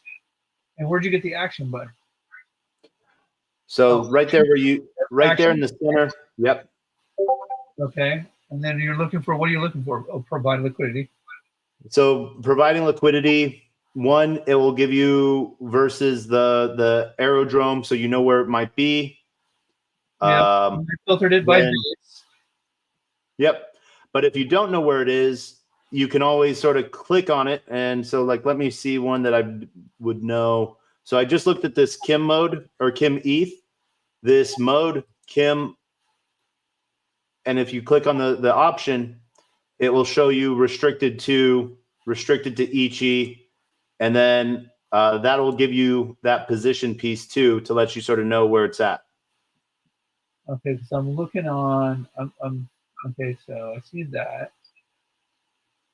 I'm looking for some of these sushi ones. Let's see. I want to find sushi. I can do token. It was USDC. USDC ETH, okay. Yep. Provide liquidity, and it should show you what chains, where it's at. This must be BSX. Okay, so that's not that. So will it show it if it's in if it's on sushi? Well, it will most likely it will show you it says sushi swap or sushi. Yeah. I don't see anywhere it says beefy at all on any of these. Yeah, that's then when you have to go to Beefy and find out where the pools are there. Yeah. Interesting. Yeah. Because I know I've been in pools before, and then I actually found out that I had stuff, available to claim over here in local, but I don't remember if Beefy was showing the reward in that pool. Yeah, they've added a lot of stuff into the bottom section of a pool. So you might only just hang out here, but then scrolling down, you'll have your active boost and stuff like that. The other side of Beefy. So one of the things that I like, so we were talking about HawkFi for a second. Yep. The other side of HawkFi is HawkSite, and that's their Orca positions. One of the cool things that they have here for the Orca side is incentivized pools. So you can specifically target pools that have incentivization. Yeah. So, your 24-hour yield is 0.03%, So I'm feeling a little bad tonight. You were supposed to be talking about Uniswap V4, and I was all excited about it, and we haven't really talked about it much. Maybe we should Uniswap V4s. Yeah. Man, V4s. Where were we going to go? Where were we going for this? All sorts of good stuff. Let me close all this out. I'll have too many tabs open. Never too many tabs, bro. Oh, just on this window. I have 67 tabs open on this other one. That's the sad side of things.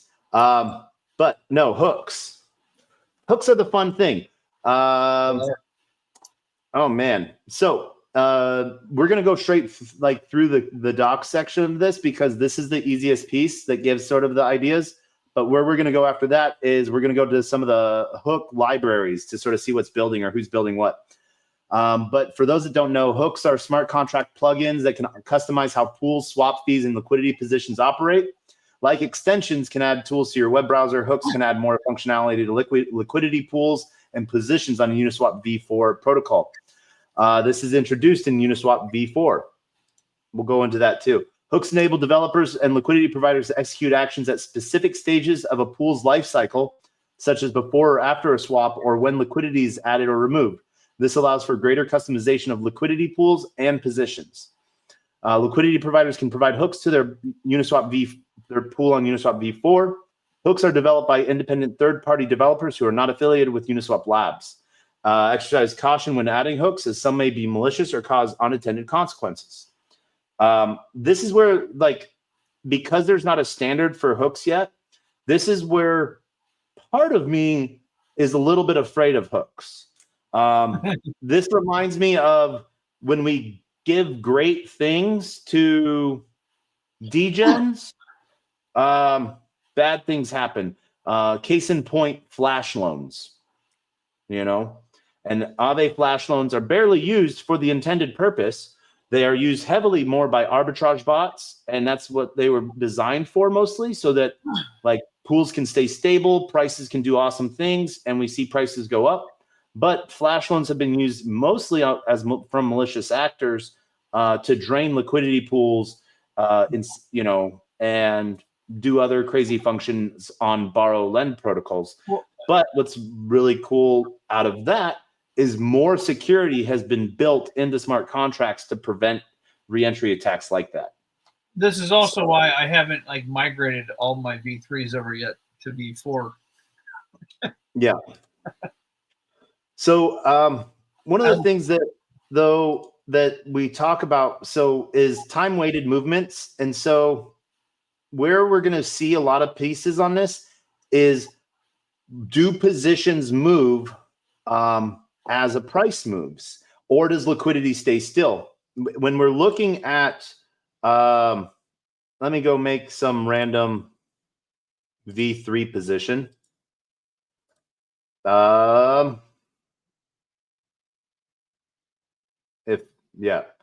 Sure, let's do more. I like more. I like more a lot. All right, so in a standard V3 position, you'll get your standard price data that will show you what a price range can look like. And so from here, we'll go to, we'll reset that.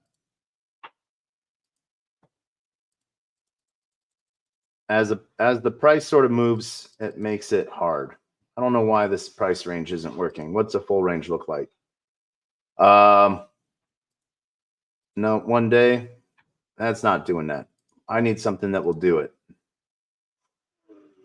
Let's see if USDC gives it to us. There we go. There we go. All right. So as they've updated this, you'll see where the price is in movement. And so as this chart has moved, this chart used to be on its side. So instead of looking like a nipple coming out at you, it was looking up.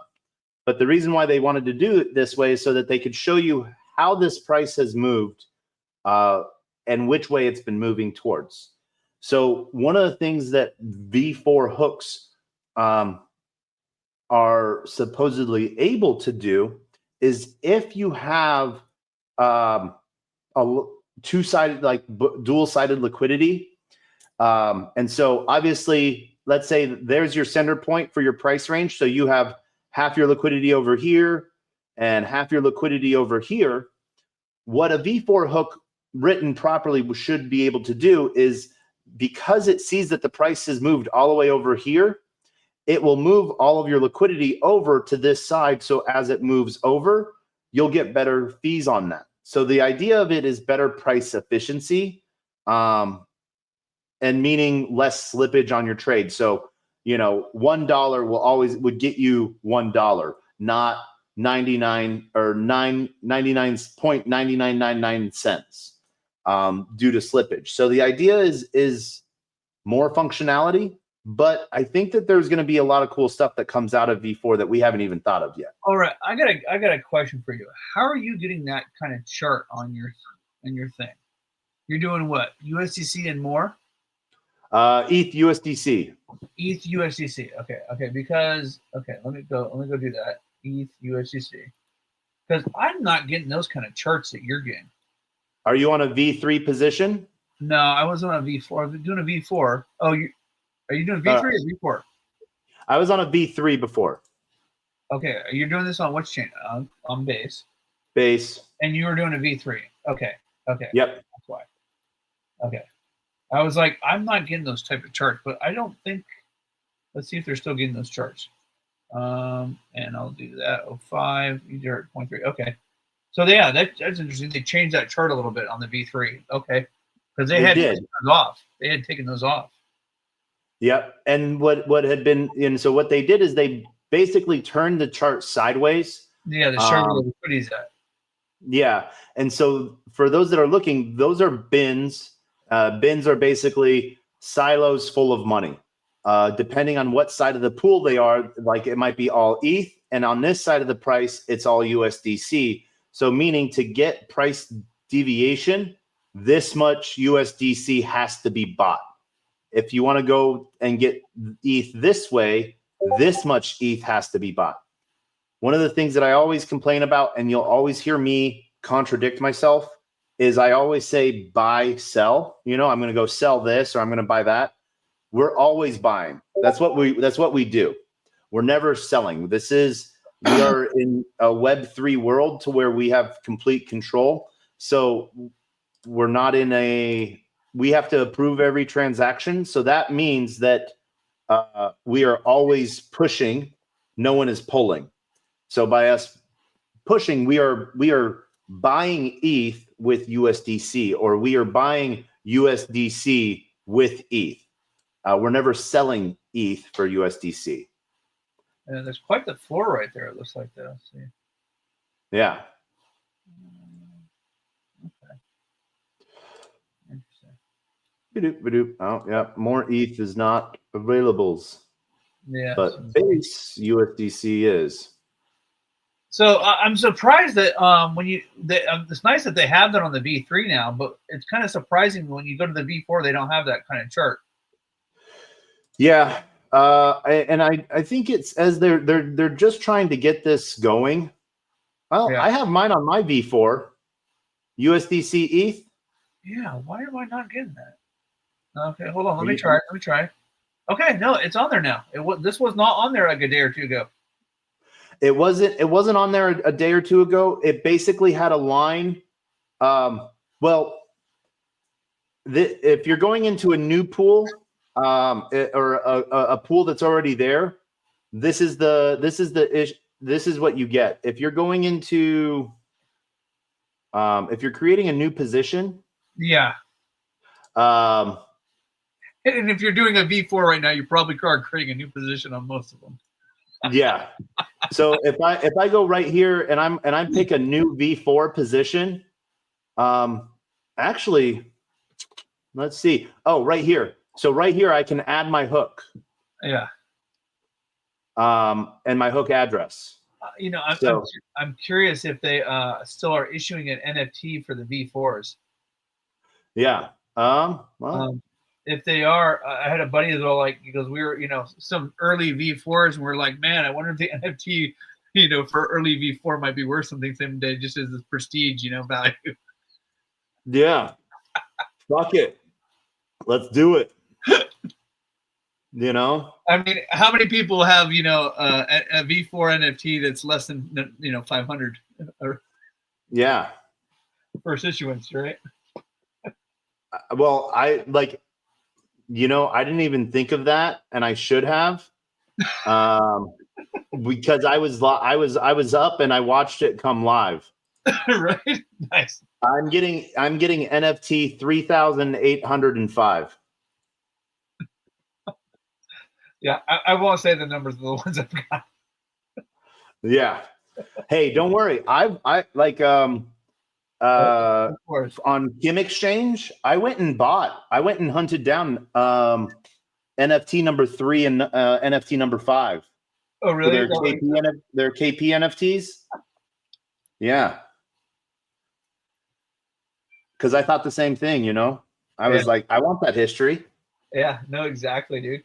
To be like one of the first ones to mint something on chain is pretty cool. Yeah. So it's a fun thing, you know. One of the things it will be interesting to figure out how to develop these, you know, and put a hook in them. I'll be curious to see what you can do. I have to assume you have to use some custom code in order to generate a hook inside of yours when you create it. Yeah, it's part of the Cancun hard fork. You know, what I need to go down through is, you know, one, there's a huge bug bounty, so I really want to go see. I want to see who's doing what, you know. Yeah. But let's go hunt a little bit. Let's go see. Are you excited about? Are you looking at Unichain at all? No, not yet. I'm I'm slow to adapt. You know, I'm still like, even though I've got money on L2s, most of my stuff is on Ethereum still. Yeah.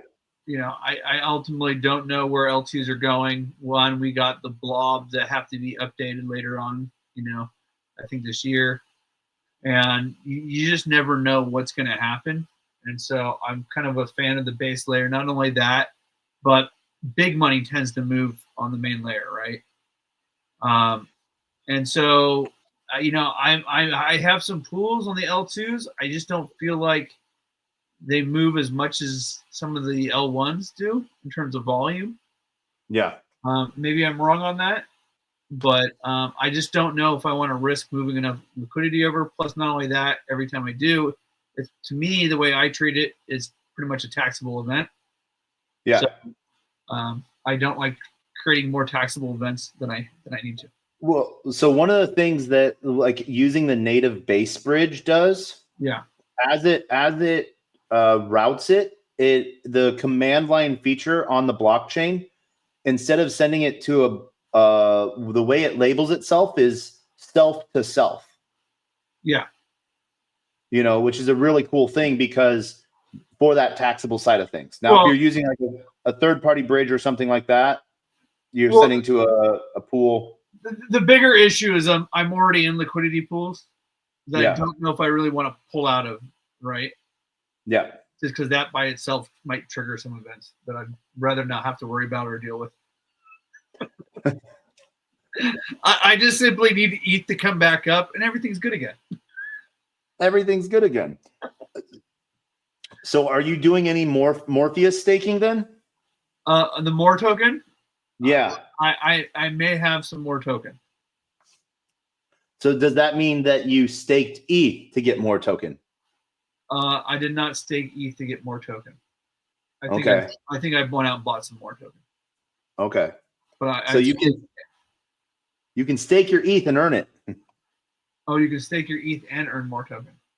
Yeah. So Lido staked ETH, diverted emissions. Okay. Yeah. So right now, the only reason I know this is because I showed this to someone else today. Right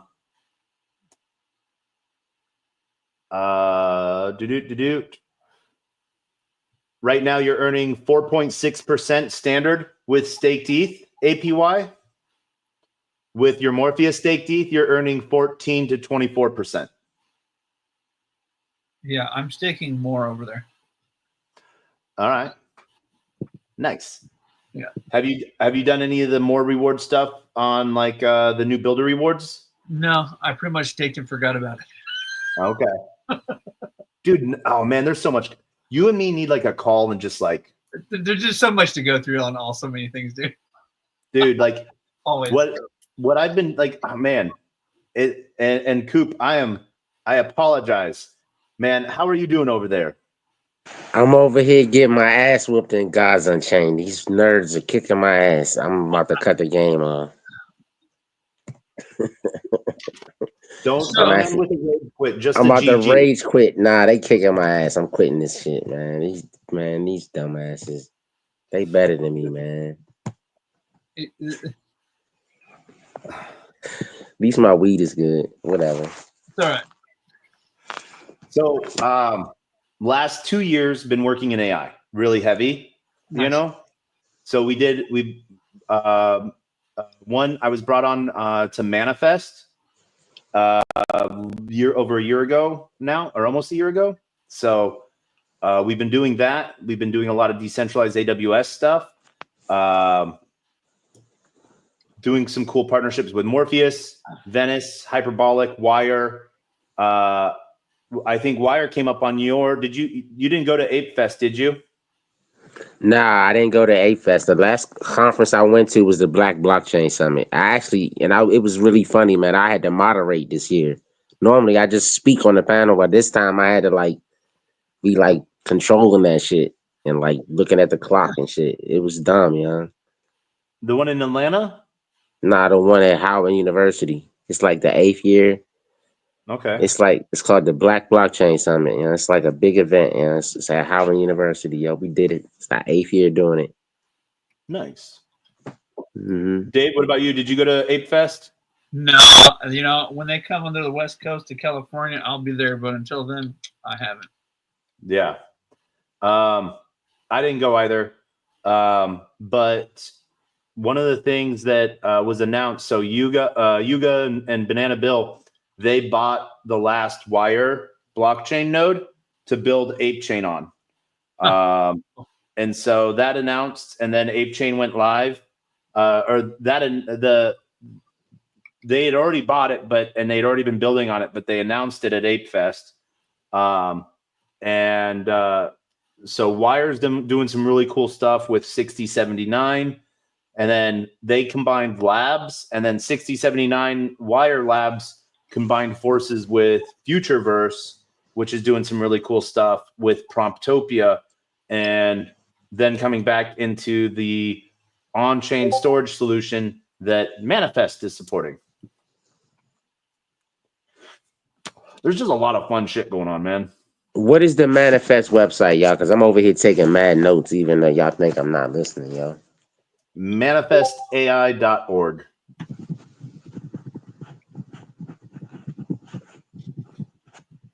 For everyone listening, manifestai.org. Yeah. So Taco, in the back channel, I'm dropping you a link. Not technically sharing it yet because it is early in its beta. We are launching an AI tool to generate images. So you take some selfies, you throw it up there, and then it generates some pretty cool images of yourself. Nice. I'll be tweeting it out probably next week, be my guess at some point, because it'll actually officially launch. Right now, we're having friends and family beta test it. So if you want to play with it, go ahead and play with that. I love breaking things. Yes. I'm gonna send you so many screenshots of I broke this or this is misspelled. That would be beautiful, man. Yeah. It's fun. Let's put it at that. Yeah. No. The on-chain payment rail stuff for agents is awesome. So far, this is going to be a traditional payment system. It's all Web 2 stuff. Hopefully, maybe someday to Web 3, but for now, I don't know. But yeah, it's something, a project that we've been working on for a while. Nice. That we're launching. It's gonna be fun. Over at DG. At DGB, yeah. All right. We gotta have you on the show sometime, bro. Oh. Anytime. And then we also have to have a call, and we could talk about this. We call it. But you got on the screen right now with the launch. All right. I was on stage with Wendy O earlier, not even that long ago, y'all. I mentioned it today. Yeah, that shit was crazy, yo. Yeah. Did you ask her to marry you? Hell no. That's not what you said at the beginning of the show. Yeah. No, I'm not that crazy, man. But that shit is funny, man. One thing that I want to put, I'll send you the link for it, Dave. If you're aware of this, I don't want that. I want this. No, I'm not aware of that. Go back. Hey, Dave, you remember we used to wear the hats that one time where everybody was drunk as shit with hats? That shit was crazy as hell, man. No, I don't remember hats. I do like the fact that they added back in the charts on the Uniswap thing, because that was kind of bugging me, not having stuff like that previously. Yeah, and that's a fun side. So what is You this know- countdown to mainnet? I'm sending you the link right now. Arweave. Oh, Arweave, huh? AO. Yeah. What does this have to about? So they used the Morpheus contracts, staking contracts, diverted emissions. Here, hold on a second. Let me I have to go fly in an airplane real quick. Give me just a quick second. I have to I might disappear or I might not. I'm gonna go fly in an airplane real quick. And yay, okay. I'm landed. I'm now in Denmark. Welcome back. Welcome back. So this is their Arweave wallet piece staking for AO, as well as staked ETH into it. STE. So what this whole is diverted emissions. So instead of like with your staked ETH, instead of you getting your daily 12 p.m. Eastern emission of that 4.2% divided by 365, your daily emission, that via smart contract is getting deposited into the liquidity pool for AO, just like it is with Morpheus. And left. Oh, well, where did Coop go? And so what's happening is you're earning token. And so this is a way to sort of defeat the Howey test. For them, your money's working for you because it's staked. It's not commingled. So it's not based off the work of others. It's based off of your work. So it addresses the 4 prongs or 3 prongs, 4 tests of the Howey test. Gotcha. Are you earning Arweave? You're earning AO. Oh, you're earning AO. Okay. Yep. What is AO? It is the new token that is launching now in 3 days and 16 hours. Okay. That you earn AO, like with Morpheus. There is a 16-year mint curve. Okay. I think AO is doing it over like a year or so. Oh, interesting. Yeah, they want to get all of the tokens out and into circulation. Okay, so what's their deal with Arweave? So Arweave, they're basically AOS. So it's what Sam developed as like a blockchain computer.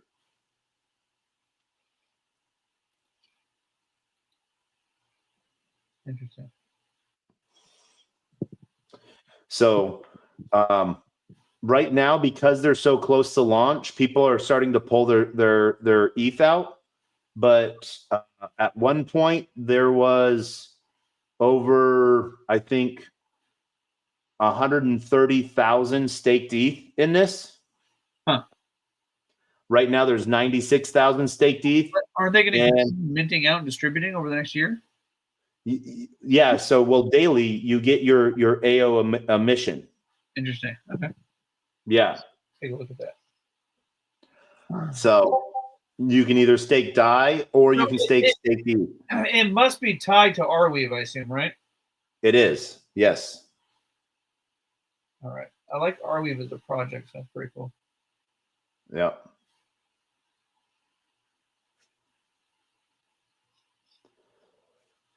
Very cool. What's funny with having to what sucks right now, getting to Arweave blockchain, there's no EVM to Arweave bridge that I know of right now. Yeah. You have to go EVM to Everpay blockchain and then pay to Arweave.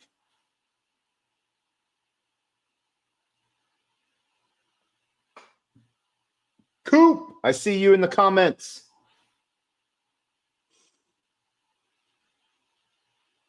Hey, what happened to him?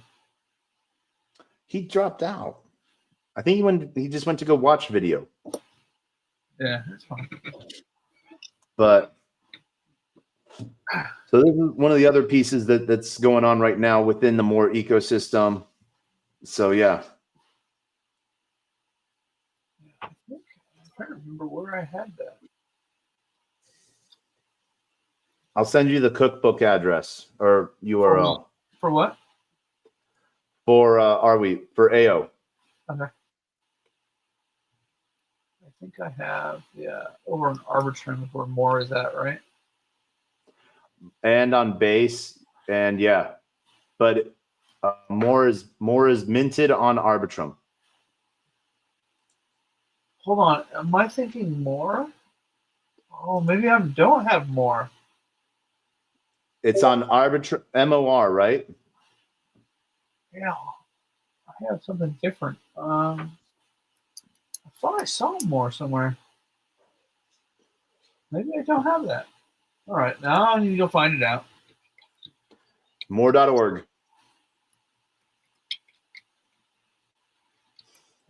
Why does that sound so familiar? That's not the mining one, is it? What? I guess you could say it's mining because you're staking ETH and you're earning more token. Why do I feel like I've done this or seen this? This is the one we talked about that one night, is it? A long time ago? No. Okay. What Ponzi were we talking about then? I don't remember, man. I don't remember. But for some reason, this More looks so familiar that I thought I had some, but maybe I don't.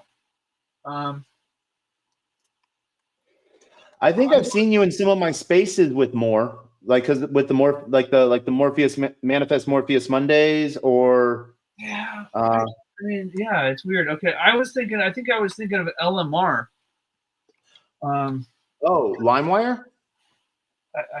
No, hold on. I think it's called is it LMR? LMR. LMR. Lumerin, yeah. Yeah, Lumerin. Lumerin is so why it's a buying hash power. Yes. And so Ryan Condron, the founder of Lumerin, he's the one who built out the Morelord website. Okay, it wasn't MOR being converted over to LMR.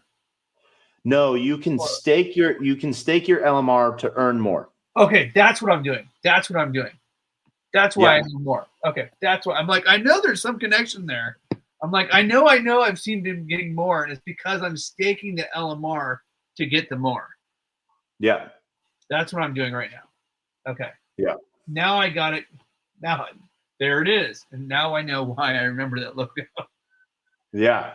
Well, I have not bought more yet, but I'm earning it. Okay. Yeah. The Ryan wanted so where that comes from actually is staking towards stake more towards builders as well. So like you can stake your more tokens. Okay. And you can earn other rewards as well. Not all of them are live yet. So but like more is good. Yes.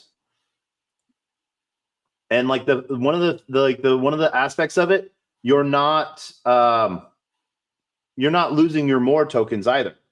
Yeah. You know? I don't know how much I'm earning now at all. I don't know if I'm earning that much at all. I'll have to get back.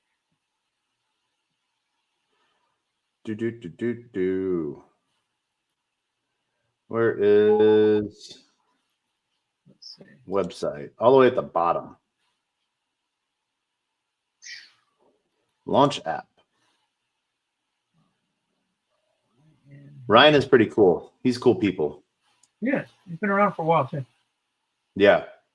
Another person you might know that's a heavy contributor to Morpheus, Luke Stokes. Theo Protocol? Theo Luke Protocol? Stokes? Yeah, Theo. Top of my head. All right. I'm not earning more anytime that all that quick. Yeah. Do. Yeah. This is just the fun side of things. Yeah, always. So. It's always fun to experiment. Yep. But I am liking the entire OP super stack right now. The OP optimism? Yeah. So like base, I'm having a lot of fun with Absolutely. With mode right now as well. Mode. I'm not on mode yet. Ooh. Another L2 using base? Yep. Using optimism? Yep. Using OP stack. All right. Nice. Looks like they have different reward pools for Lumerin. Yeah. Yeah. Not bad plays, you know. So. Yeah. But Lumerin's good. I think I see. So I have some Lumerin, and I have it staked right now. It's actually pretty low right now. My only thing with the more token, I think, and why I haven't bought any yet is it still has a certain little. I mean, circulating supply is only about 60% of the total supply, so there's still some inflation. Well, so all right, so actually, like total supply, I forget what the LMR's having that issue. Lumerin. Oh, hold on. Yeah. What was that was Lumerin. What about the More token? What's their ratio right now? So Morpheus is 42. Yeah, so same thing. Out of 42 million, they only have 3.3 million circulating. So that's over 16 years. Okay. Because they have the daily emissions. So as of right now, you can go to morelord.com and you can see this number. The total supply out that's been that is, if everyone went to go claim it right now, 4.9 million tokens. Okay. Circulating. So of that 4.9, only 3.5 million have been minted. Yeah. So total supply. What's their inflation ratio? The inflation ratio is 3,241 tokens per day minus 2 tokens a day. Okay, so 3,000 tokens per day approximately? Yeah, 3,000 tokens per day. And then that's built, that comes down. Let me go up to their where is that? Testnet, resources, events, ecosystem. Is this what I want? Yeah. So there's the cumulative stakes over time. So are they doing like 32%? Are they paying out at like a 32% right now? It's like 14% right now. 14%. Okay. Yeah. So I mean, it's a heavier inflation. I mean, that the APY is part of their inflation, but I mean, so you got to realize that you're being inflated by that much. Yeah. For the supply, but yeah, that'll go down over time.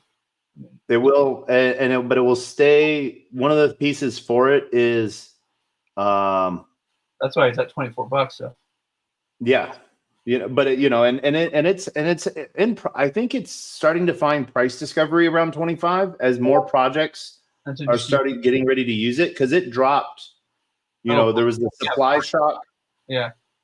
From $200 to where down to like 130. Someone made a really deep one-sided liquidity pool in like in a weird price range, and someone fat fingered bought it. So like some tokens were bought for like $600. Jeez. In that first hour of launch. Wow. Yeah. But like the liquidity side of it, the actual liquidity side of it, you can't argue with that. The fact that there is $65 million worth of ETH, That's so hard, huh? yeah. That's probably a fun one to have an LPM. ARB and base right now is where I'm doing the LP side of things on Velodrome. Yeah. Base on Velodrome on base. Are you using Velodrome or using BFU with Velodrome? Both. Okay. Are they doing the concentrated liquidity pools too on Velodrome? Yep. They're doing the concentrated liquidities. With those ones, the reason why I'm doing some of those pools is because I'm doing some like the bribe votes and stuff like that. Yeah. So, yeah. Well, I should have you on the DGB show that we have on Tuesdays at 10. Okay. And nerd out sometime. We can actually talk some heavy DeFi. Yeah, man. That'd be fun. I don't do that nearly enough on that show. It's some fun stuff. But yeah, like we needed. I want to deep dive into what you got coming up on your plate. Our chain is entering testnet. Your chain. Yeah. What chain? Our chain. What chain? Manifest. Manifest? Yeah.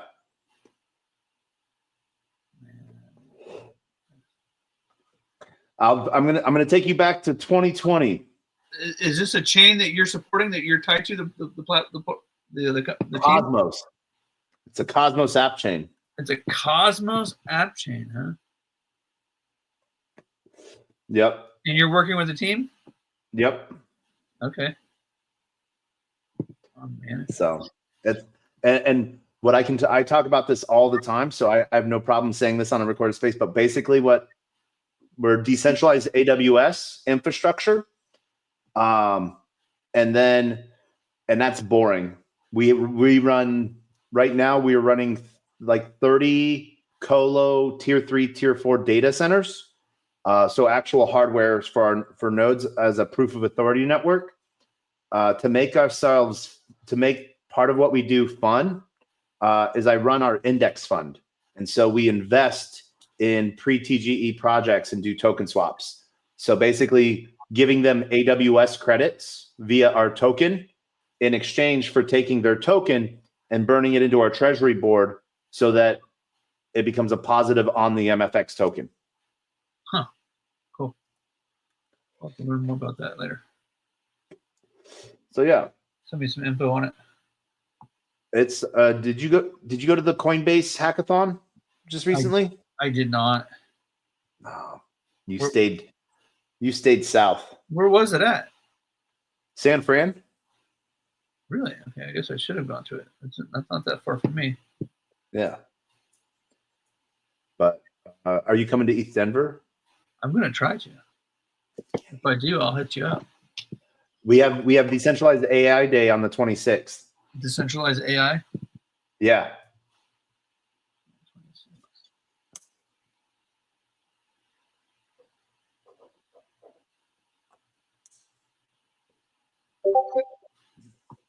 Cool.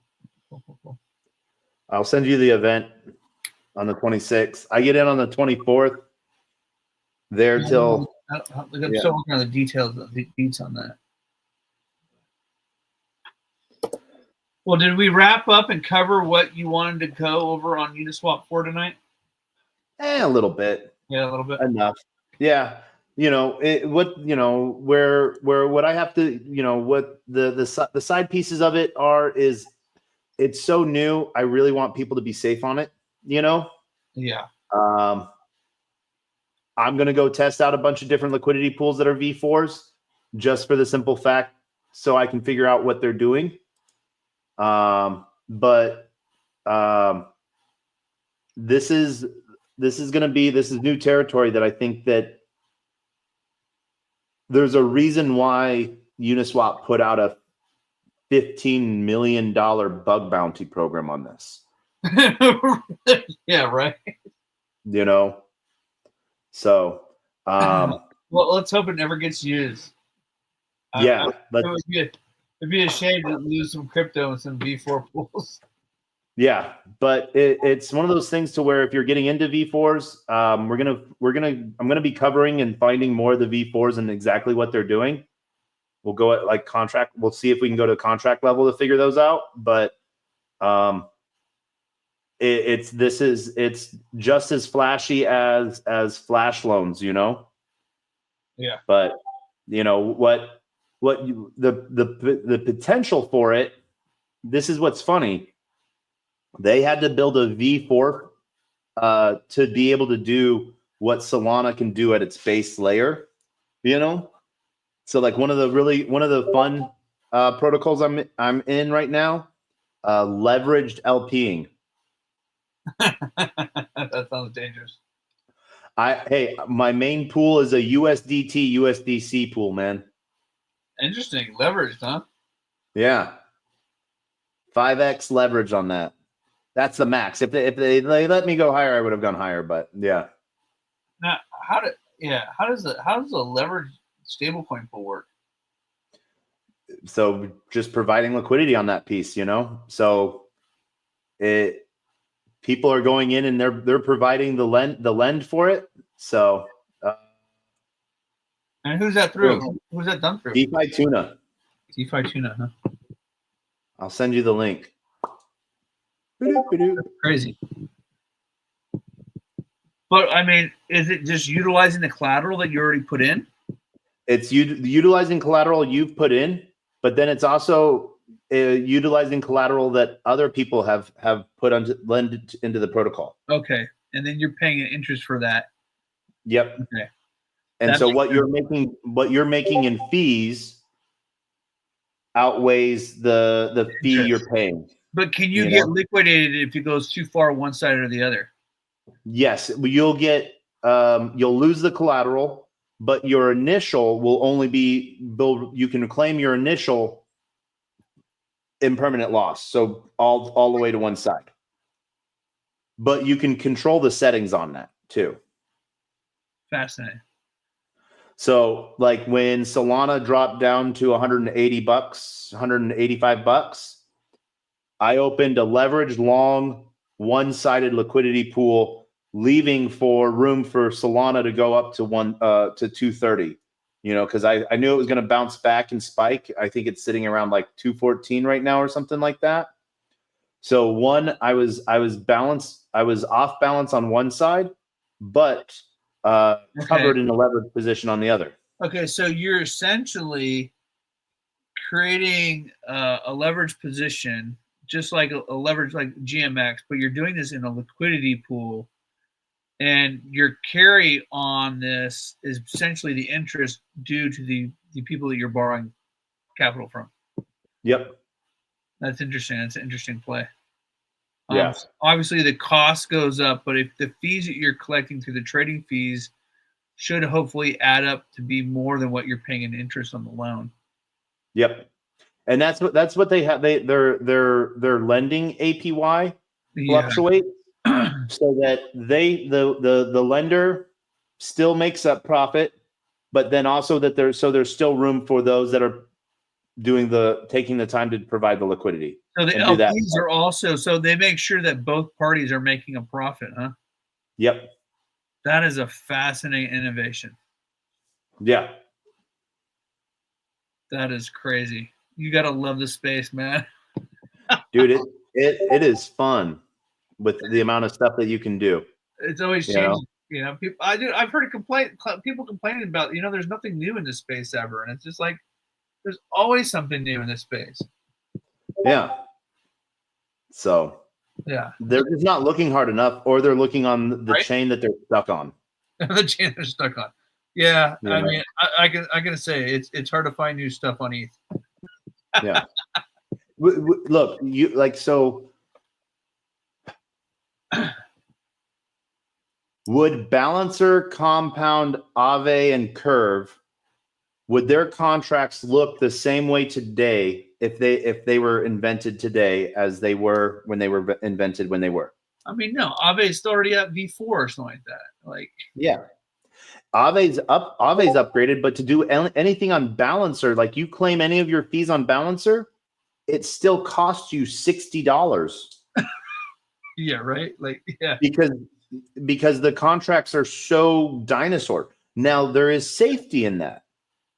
You know, that's the idea of like, hey, if it's expensive to do things, only people that really want to do things will do them. Yeah. That there's that train of thought, but you know, I would rather have 1 million people providing $1 of liquidity than one person providing $1 million. Okay. Yeah. Can understand that. Agree with that. Definitely You know, risk. Yeah. And then the politics within Curve, within Balancer, you know, is just crazy. Yeah, I think I still have some stuff in Curve somewhere, or not. Well, Curve and Balancer. Yeah. I use Balancer only to support projects if they have a liquidity pool there, you know, and I'm going into the Balancer pool for like their 80/20 token and then taking that token and staking it, you know, somewhere else. I probably have stuff in Balancer because it's not worth the fees to move it. Yeah. All right. Exactly. Or it's a tri-pool and nobody's doing tri-pools anymore. I do miss the tri-pools. That is one thing that's great about Balancers, their previous tri or their customized pools that they used to have. The tri pools were innovative. Like one of the projects that I was doing some stuff with for a while, Savvy. Yep. No, well, you know, Roman and like they did a tri pool so that their synthetic token could be interopt really well, you know? So they just messed up on their tokenomics for their governance token, you know? Because and then they had to deal with the market turned on them too. Market turned, but their protocol never had any issue, but it was Yield Yak. Yield Yak got hacked, the underlying protocol. Oh, really? Yeah. That's not good. So I still got like some random amounts of tokens stuck in Savvy because the underlying tokens are gone, you know, from Yield Yak. And I haven't seen anything from Yield Yak saying on their timeline of when they're going to make things right. Gotcha. But yeah. Yeah, I've got some somewhere. I think I've got some old Bow and ETH still over there somewhere. All right. It looks like you can find it on DBank. What? You can find it on DBank. That's what I'm looking at right now. I'm just going through my DBank account.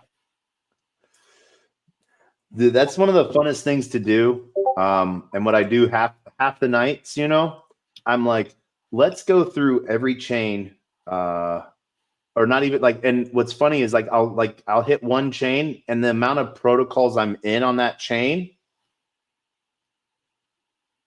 is crazy. Yeah, like those are my DBank chains right now.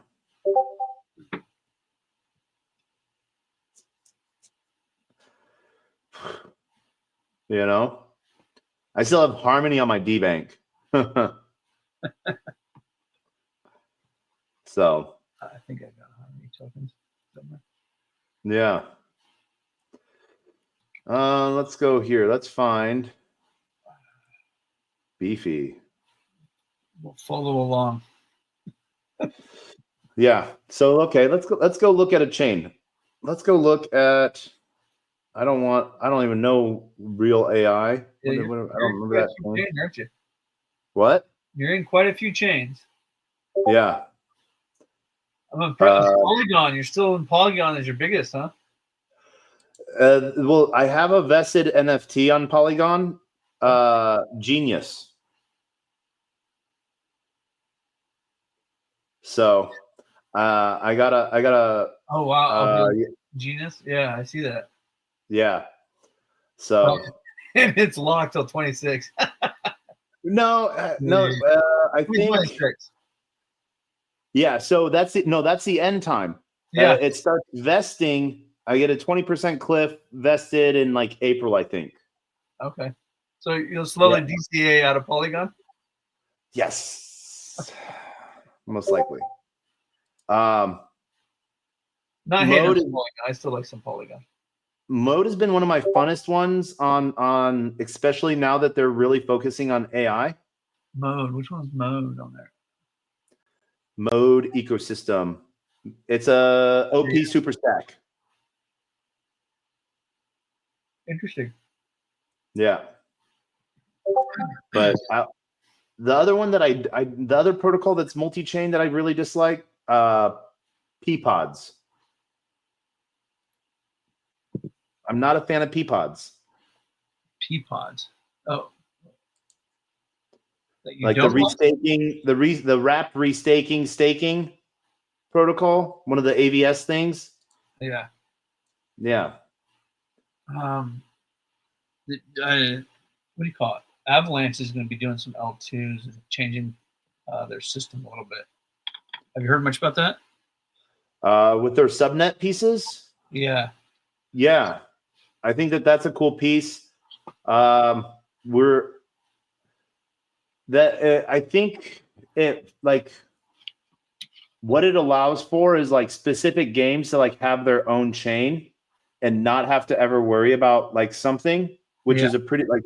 But what's really interesting is everyone's acting like this is a new concept when Polkadot was like, hey, look at this thing, substrate security layer, you know? And then everyone's like, oh, L2s with Ethereum as a security layer. Yeah. So full disclosure, DGB is an investor in a company called turf.gg is their website, and they are actually getting ready to do like a node sale sometime soon for their chain, and they're doing like an L2 to Avalanche. Nice. Which is pretty cool.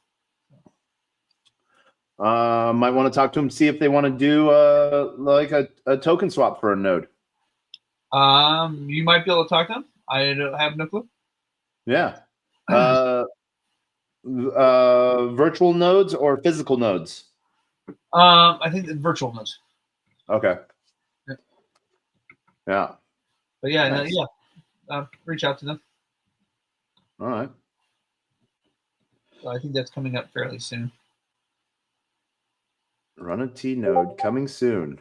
Yeah, and so what they're doing is they're basically they are a second layer to Avalanche. Their focus is a gaming chain, but their focus is to facilitate gaming competitions. Okay. So nice. Yeah. Future is not easy integration; it's zero integration. So that reminds me of our motto: decentralizing is hard. We're here to simplify it. Yeah. All right. Man, let's see here. So, all the NFTs got bought up. Well, that's usually a good thing, right? Yeah, they were doing the KP NFTs. So I was able to get number 3 and number 5. Nice. So, yeah. But one of the cool things here is you can see where these positions sort of layer down to into like steer.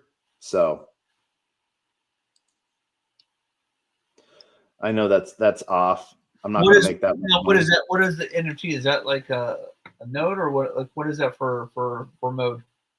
They're like SPL NFT. They're like V3 NFTs. Okay. Kim Exchange reminds me a lot of like early days of Camelot. Okay. So Gotcha. yeah. AI agents are the future of DeFi. Node L2 scales DeFi to billions of users. Huh? Yeah. Interesting.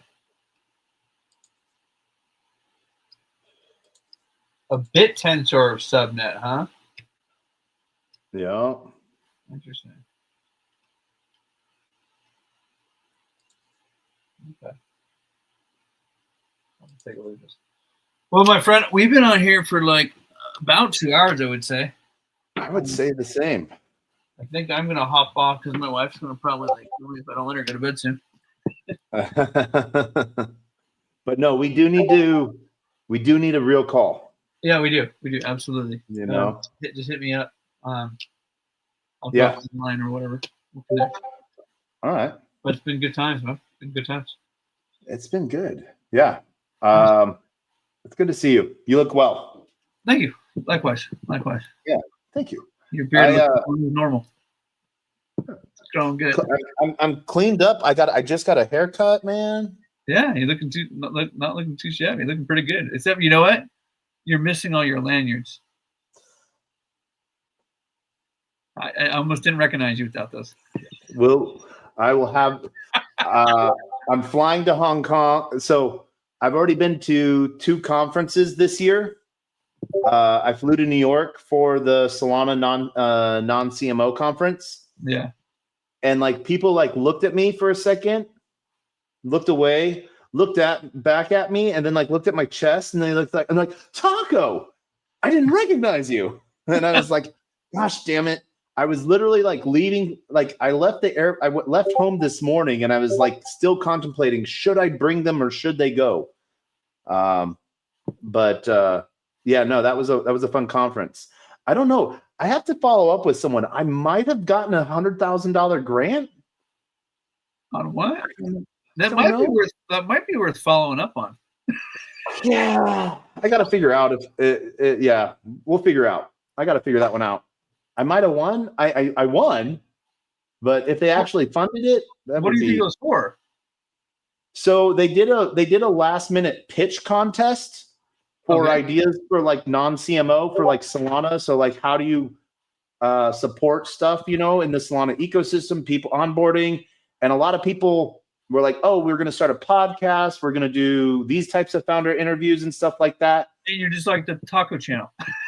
Well, no, I was like, I already have a show, but there's a couple things that happens for new projects or people like devs and stuff like that when they go to conferences and they like win an award, like they win like a pitch contest. What do they win? They win a ticket to the next conference to pitch. They don't. But how the heck do they get there? Traveling can be expensive. Yeah. So I was like, the project I came up with literally like 30, maybe like a few hours before I pitched, Santa. Yes. Decentralized Santa, huh? Santa. Yeah. So what does Santa do? He comes in the night and he gives things away to people. But so literally like he like the purpose of it is like, hey, find random people that have an MVP that are building on Solana, that have a team and stuff like that. How do you get them to the next conference? Because I think conferences are the real alpha. You can do calls all day, but actually meeting people, boots on the ground, frontline, people seeing you, that is the alpha, I think, And so literally being able to get a project or a founder to the next conference or get them to like Breakpoint in Abu Dhabi at the end of the year. At Abu Dhabi, all places, huh? Well, that's where Breakpoint is this year. Okay, that's a big trip. It is. I'm looking. I've driven to Abu Dhabi and I've driven back, and that's about it. I haven't actually gotten to like hang out in Abu Dhabi. So do you come like where do you come to California obviously because you were just here for that Coinbase thing, right? I know I didn't come to. I was asking if you went to it. No. Okay. Well, if you come to the Central Valley, Sacramento, Bay Area, you let me know. All right. I might after ETH Denver and South by. Okay. I don't even know if they're for GDC. Okay, we might go to the GDC this year too. You're going to be at GDC in San Francisco? I think so. Yeah. Okay. Well, we'll probably see you there as well. Nice. Yeah. I hate San Francisco, man. Yeah, I don't go there much either myself. So I mean, other than we have the turf.gg, we're also doing another one called Racino. I don't know if you've seen that. I've seen it. It rings a bell. Yeah, Racino, RACINO I believe it's .io. And he was actually on our show this morning, but they're also one of our portfolio companies. And it's a F1 racer management game. That's okay. That's why I remember it. I saw it because is it no, it's not the virtual one thing, is it? What do you mean by virtual? It's a management. Like VR? No, you don't wear it's not VR as far as I know. But you watch the cards go around the track. Yeah.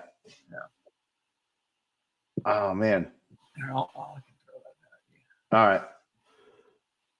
Let's see. I'll throw that in the chat on Twitter, the Twitter chat. Twitter chat. That way everyone can see it. Yeah. Racino.io. And then the other, I'll put turf. Okay. Let's see. Play game. New player. Yeah, if you have anybody who is out there developing projects and like so DGB, who I'm working with, right? We're an early stage startup company. Yep. So we love Web3 and all things Web3. We like people who are just starting, trying to get their MVP. And if you know any of those people, like, have them come talk to us. I do. Right. That and that's the website. So right? one of the things that Mark Mercer and like John Sarson funds? Not off the top of my head. No. So one of the things that we're building out is like a huge like developer grant program fund. Cool. Sarson Funds is our VC arm. Okay. Including with like Mark Mercer and like Sovereign AI. So there's a like. So you're tied to a VC firm too right now, then. Well, no, we're building a fund of VC firms that like can help projects go from like we can help them go from 0 to 1, but 1 to 3, or as I like to say, Twitter space to boardroom. Okay. Yeah. We like the 0 to 1. We love the 0 to 1 too, and that's where we're looking for a lot of partners on and stuff like that because awesome. We like it's one of those things to where we helped run the first 2 cohorts from with Crypto Oracle Collective with Luke Kerner and Crypto Mondays. So that was we helped run those AI incubators. Just now helped out with Bitcoin Startup Labs cohort number 6. Cool. And I don't know if we're going to be doing anything in season 11 of SheFi. I would love to, though. We've So- we've been doing more the traditional route, like starting mortgage companies that we eventually want to, have blockchain components to. Yeah. Hey, if they need a decentralized infrastructure or they want to do a token swap, we're down. We'll have So- stuff. Let's see anything else. It's been good. It's been good. I am over the age of 18. Oh man. They're going a little old school with the email connection.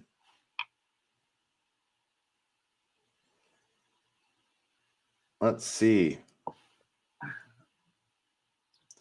I think I'm going to call it a night, my friend. And All right. We'll call this the end of the night. And since you're here, you get to help end this show as we've ended this show 867 times. You've gotten to do this before. I have. Yeah. So I want to thank everyone for joining TacoBytes, your daily bite of Degen, episode number 868. Yes, education on the V4 Uniswap hooks. We surface scratched that shit tonight. But in all new things, be careful. But there's going to be a lot of information out there. Uniswap is building a lot of libraries and information about it because they really.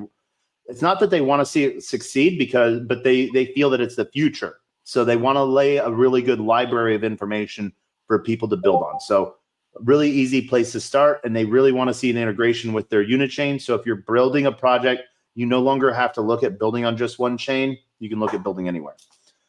Outside of that, want to thank everyone on LinkedIn, Player One Taco, YouTube, 0xDegens, YouTube, Twitch, Twitter, Telegram, Rumble, Kick, On-Chain via Unlonely, and On-Chain via Soul Media Tech for joining us.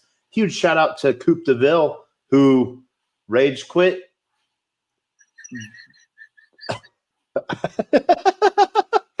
I love you, Coop.